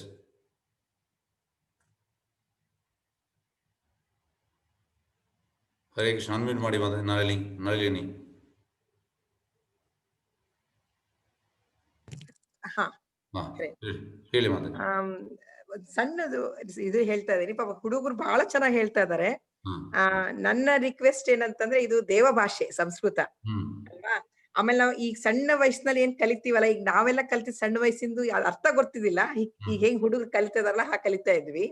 ಹೀಗಾಗಿ ಪಾಪ ಅವ್ರಿಗೆ ಯಾರಾದ್ರೂ ಗೈಡ್ ಮಾಡಿದ್ರೆ ಭಾರಿ ಒಳ್ಳೇದು. ಯಾಕಂದ್ರೆ ನಾನು ಈಗ ಒಂದೇ ಅವ್ರು ಹೇಳಿದ್ರಲ್ಲ ಅದನ್ನ ಹೇಳ್ತಾ ಇದ್ದೀನಿ. ಅರ್ಜುನ್ ಭಕ್ತಿ ಯೋಗದ ಫಸ್ಟ್ ಅಭಿಯವ್ರು ಹೇಳಿದ್ರ, ಏವಂ ಸತತ ಯುಕ್ತಾಯೇ ಭಕ್ತಾಸ್ತ್ವಾಂ ಪರ್ಯುಪಾಸತೆ ಯೇ ಚಾಪ್ಯಕ್ಷರ ಮೌವ್ಯಕ್ತಂ ತೇಷಾಂ ಕೆ ಯೋಗ ವಿತ್ತಮಾಹ. ಅದು ಪಾಪ ಹುಡುಗರು ತಪ್ಪು ಹೇಳ್ತಾ ಇದಾರೆ. ಆಮೇಲೆ ಇಲ್ಲಿ ಸಂಜಯ್ ವಾಚ ದೃಷ್ಟ್ವಾ ತು ಪಾಂಡವಾನೀಕಂ ವ್ಯೂಢಂ ದುರ್ಯೋಧನಸ್ತದಾ ಆಚಾರ್ಯ ಮುಪಸಂಗಮ್ಯ ರಾಜ ವಚನಮ ಅಬ್ರವೀತ್ ಪಶ್ಯೇತಾಂ ಪಾಂಡುಪುತ್ರಾಣ ಆಚಾರ್ಯ ಮಹತೀಂ ಚಮುಂ ವ್ಯೂಢಾಂ ದೃಪದ ಪುತ್ರೇಣ ತವ ಶಿಷ್ಯೇಣ ಧೀಮತ. ಇದು ನನ್ನ ಸಣ್ಣ ರಿಕ್ವೆಸ್ಟ್ ಪ್ರಭುಜಿ. ನಾನು ಹೇಳ್ತೇನೆ ಇದಕ್ಕೆ ರಿಲೇಟೆಡ್ ನಾನು ಒಂದು ಹೇಳ್ತೇನೆ ಮಾತಾಜಿ, ಬೇಜಾರು ಮಾಡ್ಬೇಡಿ. ನಮ್ಮ ಆಚಾರ್ಯರು ಪ್ರಭುಪಾದ ಅಮೆರಿಕಕ್ಕೆ ಹೋದ್ರು. ಅಮೆರಿಕಕ್ಕೆ ಹೋಗಿ ಅವರು ಪಾರ್ಕ್ ಅಲ್ಲಿ ಕೀರ್ತನ ಮಾಡಿದ್ರು, ಭಜನೆ ಮಧ್ಯಾಹ್ನ 2 ಗಂಟೆಯಿಂದ ಸಂಜೆ 6 ಗಂಟೆ ತನಕ. ಹಾಗೆ ಆಚಾರ್ಯ ಹೇಳಿದ ನಾನು ನಿಮ್ಗೆ ತಿಳಿಸ್ಬೇಕು, ಯಾಕಂದ್ರೆ ಅವ್ರು ಹೇಳಿದ ನಾವು ತಿಳಿಸೋದು ಸರಿಯಾಗುದಿಲ್ಲ. ಹಾಗಾಗಿ ಅವ್ರು ಎಂತ ಹೇಳುದು, ಅಲ್ಲಿ ಆ ಮೂಮೆಂಟ್ ಅಲ್ಲಿ ಹಿಪ್ಪಿ ಮೂಮೆಂಟ್ಗಳಿದ್ರು. ಹಿಪ್ಪಿ ಮೂಮೆಂಟ್ ಅಂದ್ರೆ ಎಲ್ಲರೂ ಎಂತ ಹೇಳುದು, ಆ ಟೈಮಲ್ಲಿ ಅವರ ಅಮೆರಿಕನ್ ಗವರ್ಮೆಂಟ್ ಎಲ್ಲರೂ ಆರ್ಮಿಗೆ ಬರಬೇಕು ಆ ರೀತಿ ಎಲ್ಲ ಇತ್ತು.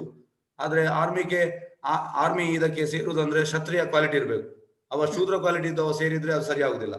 ಹಾಗಾಗಿ ಅದಕ್ಕೆ ತುಂಬಾ ಯಂಗ್ಸ್ಟರ್ಸ್ ರಿವೋಲ್ಟ್ ಆದ್ರು.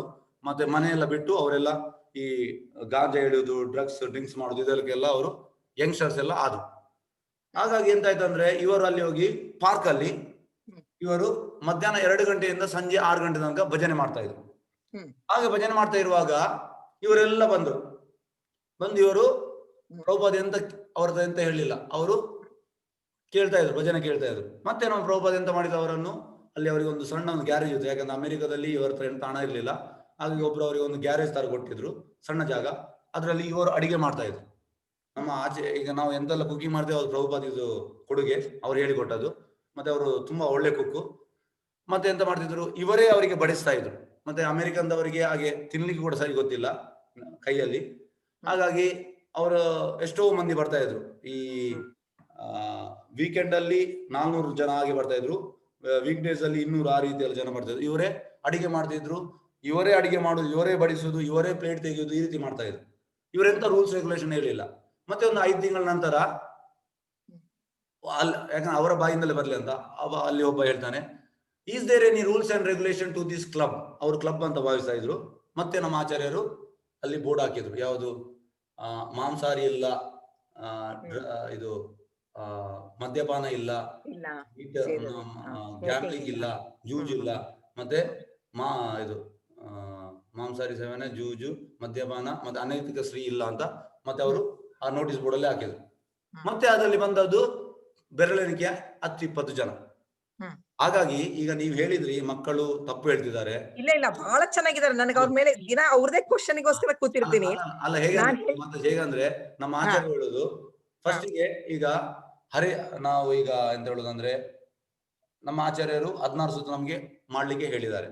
16 ಅಲ್ಲ ಪ್ರಭುಜಿ ನೀವು ತಪ್ಪು ತಿಳ್ತಾ ಇದ್ರಿ. ನಾ ಏನ್ ಹೇಳ್ತಾ ಇರೋದಿನಿ ಅಂದ್ರೆ, ಅವರಿಗೆ ಈಗ ನೋಡಿ, ನಮ್ಗೆ ಅಲ್ಲಿಂದ ಈಗ ನೀವ್ ಹೇಳ್ತಾ ಇದೀರ ಈ ನಮ್ದೇಂತ ಶ್ಲೋಕ ಮಂತ್ರ ಅಲ್ಲಿಂದ ಇಷ್ಟು ವರ್ಷದಿಂದ ದ್ವಾಪರ ಯುಗದಿಂದ ಬರ್ತಾ ಇದೆಯಲ್ಲ, ಅದ್ರದ್ದು ಏನು ಚ್ಯುತಿ ಇಲ್ಲದೆ ಬರ್ತಾ ಇದೆ. ನಾನ್ ಹೇಳ್ತಾ ಇರೋದು, ನಮ್ಮ ಇಷ್ಟು ಒಳ್ಳೆ ಹುಡುಗರುಗಳಿಗೆ ಒಂದು ಮಾರ್ಗದರ್ಶನ ಸಿಕ್ಕರೆ ಭಾರಿ ಒಳ್ಳೇದು ಅಂತ ನಾ ಅವ್ರಗಳಿಗೆ ಇದ್ರ ಮೂಲಕ ತಿಳಿಸ್ತಾ ಇದ್ದೀನಿ. ಮಾಡ್ತಾ ಬರ್ತದೆ ಮಾತು. ಹೇಗಂದ್ರೆ ಎಷ್ಟು ಚೆನ್ನಾಗಿ ಮಾಡ್ತಾ ಇದಾರೆ, ನನ್ಗೆ ಖುಷಿ ಆಗ್ತಾ ಇದೆ ಅವ್ರನ್ನ. ಅಲ್ಲ ಹೇಗಂದ್ರೆ ನೋಡಿ, ಪ್ರಾಕ್ಟೀಸ್ ಮೇಕ್ಸ್ ಮ್ಯಾನ್ ಪರ್ಫೆಕ್ಟ್.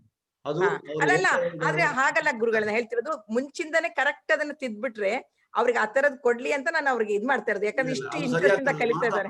ಮಾಡ್ತಾ ಬರ್ತದೆ. ಹೇಗಂದ್ರೆ ಅದು ಮಾಡ್ತಾ ಬರ್ತದೆ. ಹಾಗೆ ಇಲ್ಲಿ ನೋಡಿ, ನಾನು ಅರ್ಧದಲ್ಲಿ ಇದು ಮಾಡಿದೆ. ಹಾಗಾಗಿ ಈಗ ನಮ್ಮ ಇದರಲ್ಲಿ ಹೇಗುಂಟಂದ್ರೆ, ಜಪದಲ್ಲಿ ಫಸ್ಟಿಗೆ ನಾಮ ಅಪರಾಧ, ಮತ್ತೆ ನಾಮಭಾಸ, ಮತ್ತೆ ಕಡೆಗೆ ಶುದ್ಧನಾಮ ಅಶುದ್ಧ ಭಕ್ತರು ಹೇಳುದು. ಹ್ಮ್. ಆದ್ರೆ ಆಚಾರ್ಯ ಹೇಳ್ತಾರೆ ಅವ ನಾಮ ಅಪರಾಧದಿಂದ ಬರ್ಲಿ, ಹ್ಮ್. ಕೃಷ್ಣ ಪ್ರಜ್ಞೆಗೆ ಒಬ್ಬ ಬರ್ಲಿ, ಅವ ಕಾಲಿಡ್ಲಿ. ಫಸ್ಟ್ಗೆ ಅವ ನಾಮ ಅಪರಾಧ ಇರ್ತದೆ, ಮತ್ತೆ ನಾಮ ಅಪರಾಧದಿಂದ ನಾಮಭಾಸ, ಮತ್ತೆ ಅಪರಾಧ ಎಲ್ಲ ಸ್ಟಾಪ್ ಆಗಿ ಶುದ್ಧ ನಾಮ ಇಲ್ಲ, ಅದರ ಬಿಟ್ವೀನ್ ನಾಮಭಾಸ ಮಾಡಿ ಮಾಡಿ ಮಾಡಿ ಮಾಡಿ ಮಾಡಿ ಮಾಡಿ ಮತ್ತೆ ಒಂದ್ ದಿವಸ ಶುದ್ಧ ನಾಮಕ್ಕೆ ಬರ್ತಾನೆ. ಹಾಗಾಗಿ ಆಚಾರ್ಯರು ಇದನ್ನೆಲ್ಲ ಕನ್ಸಿಡರ್ ಮಾಡುದಿಲ್ಲ. ಆದ್ರೆ ತುಂಬಾ ಸಂಸ್ಥೆಗಳು ಇದನ್ನೆಲ್ಲ ಸ್ವಲ್ಪ ಜಾಸ್ತಿ ಕನ್ಸಿಡರ್ ಮಾಡ್ತಾರೆ. ನಮ್ಮ ಆಚಾರ್ಯ ಹಾಗೆ ಹೇಳುದಿಲ್ಲ. ಯಾಕಂದ್ರೆ ಆ ಬೆಂಕಿಗೆ ನೀವು ಕಟ್ಟಿ ಏನ್ ಹಾಕಿದ್ರೆ ಮತ್ತೆ ಅದು ಎಂತ ಸುಡುತ್ತೆ. ಹ್ಮ್. ಉರಿತದೆ, ಟೈಮ್ ತೆಗೆದ್ರೆ ಮತ್ತೆ ಉರಿತದೆ. ಫಸ್ಟಿಗೆ ಸ್ವಲ್ಪ ಹೊಗೆ ಬರ್ಬೋದು, ಆದ್ರೆ ಉರಿಯುವುದು ಖಂಡಿತ. ಅದೇ ರೀತಿ ನಾವು ಸ್ಟಾರ್ಟ್ ಮಾಡ್ಬೇಕು, ಸ್ಟಾರ್ಟ್ ಮಾಡಿದ ಮೇಲೆ ಅದು ಸರಿ ಆಗ್ತದೆ. ಆ ರೀತಿ ಮಾತಾಡಿ. ಇಲ್ಲ, ಅದಕ್ಕೆ ಅವ್ರಗಳಿಗೆ ನಮ್ ನಂಬರ್ ಕೊಟ್ರೆ ನಾನ್ ಸಮೇತ ಕಳಿಸ್ಲಿಕ್ಕೆ ಬಹಳ ಇಚ್ಛೆ ಇದೀನಿ. ಆ ಒಳ್ಳೆ ಹುಡುಗರಿದ್ದಾರೆ, ಅವ್ರಿಗೆ ಹೇಳಿ ಅವ್ರ ಏನಾರ ಇತ್ತು ಅಂದ್ರೆ ನಾನು ಕಳ್ಸಿಕೊಡ್ತೀನಿ. ನನಗೆ ಬಹಳ ಖುಷಿ. ಹರೇ ಹಾ, ಹರೇ ಕೃಷ್ಣ. ಓಕೆ, ಅಭಿ ಅವರೇ. ನಮಸ್ತೆ ಪ್ರಭುಜಿ. ಅದೇ ಬುಕ್ ಇದು ಆರ್ಡರ್ ಮಾಡಿದ್ದೆ, ಇನ್ನು ಬಂದಿಲ್ಲ. ಅದು ಬರ್ಲಿಲ್ವಾ? ಹಾ ನಿಮ್ದು ಇದು ಎಂತ ಹೇಳುದು, ಅದು ಹಣ ಹಾಕಿದ್ದು ಇದು ನಂಗೆ ಕಳಿಸ್ತೀರಾ ನನ್ನ ನಂಬರಿಗೆ? ಹಾ ಸರಿ ಪ್ರಭುಜಿ. ಅದು ಸ್ಕ್ರೀನ್ ಶಾಟ್ ನಾನು ಕಳಿಸಿ. Okay okay. Okay, Hare Krishna. Hare Krishna.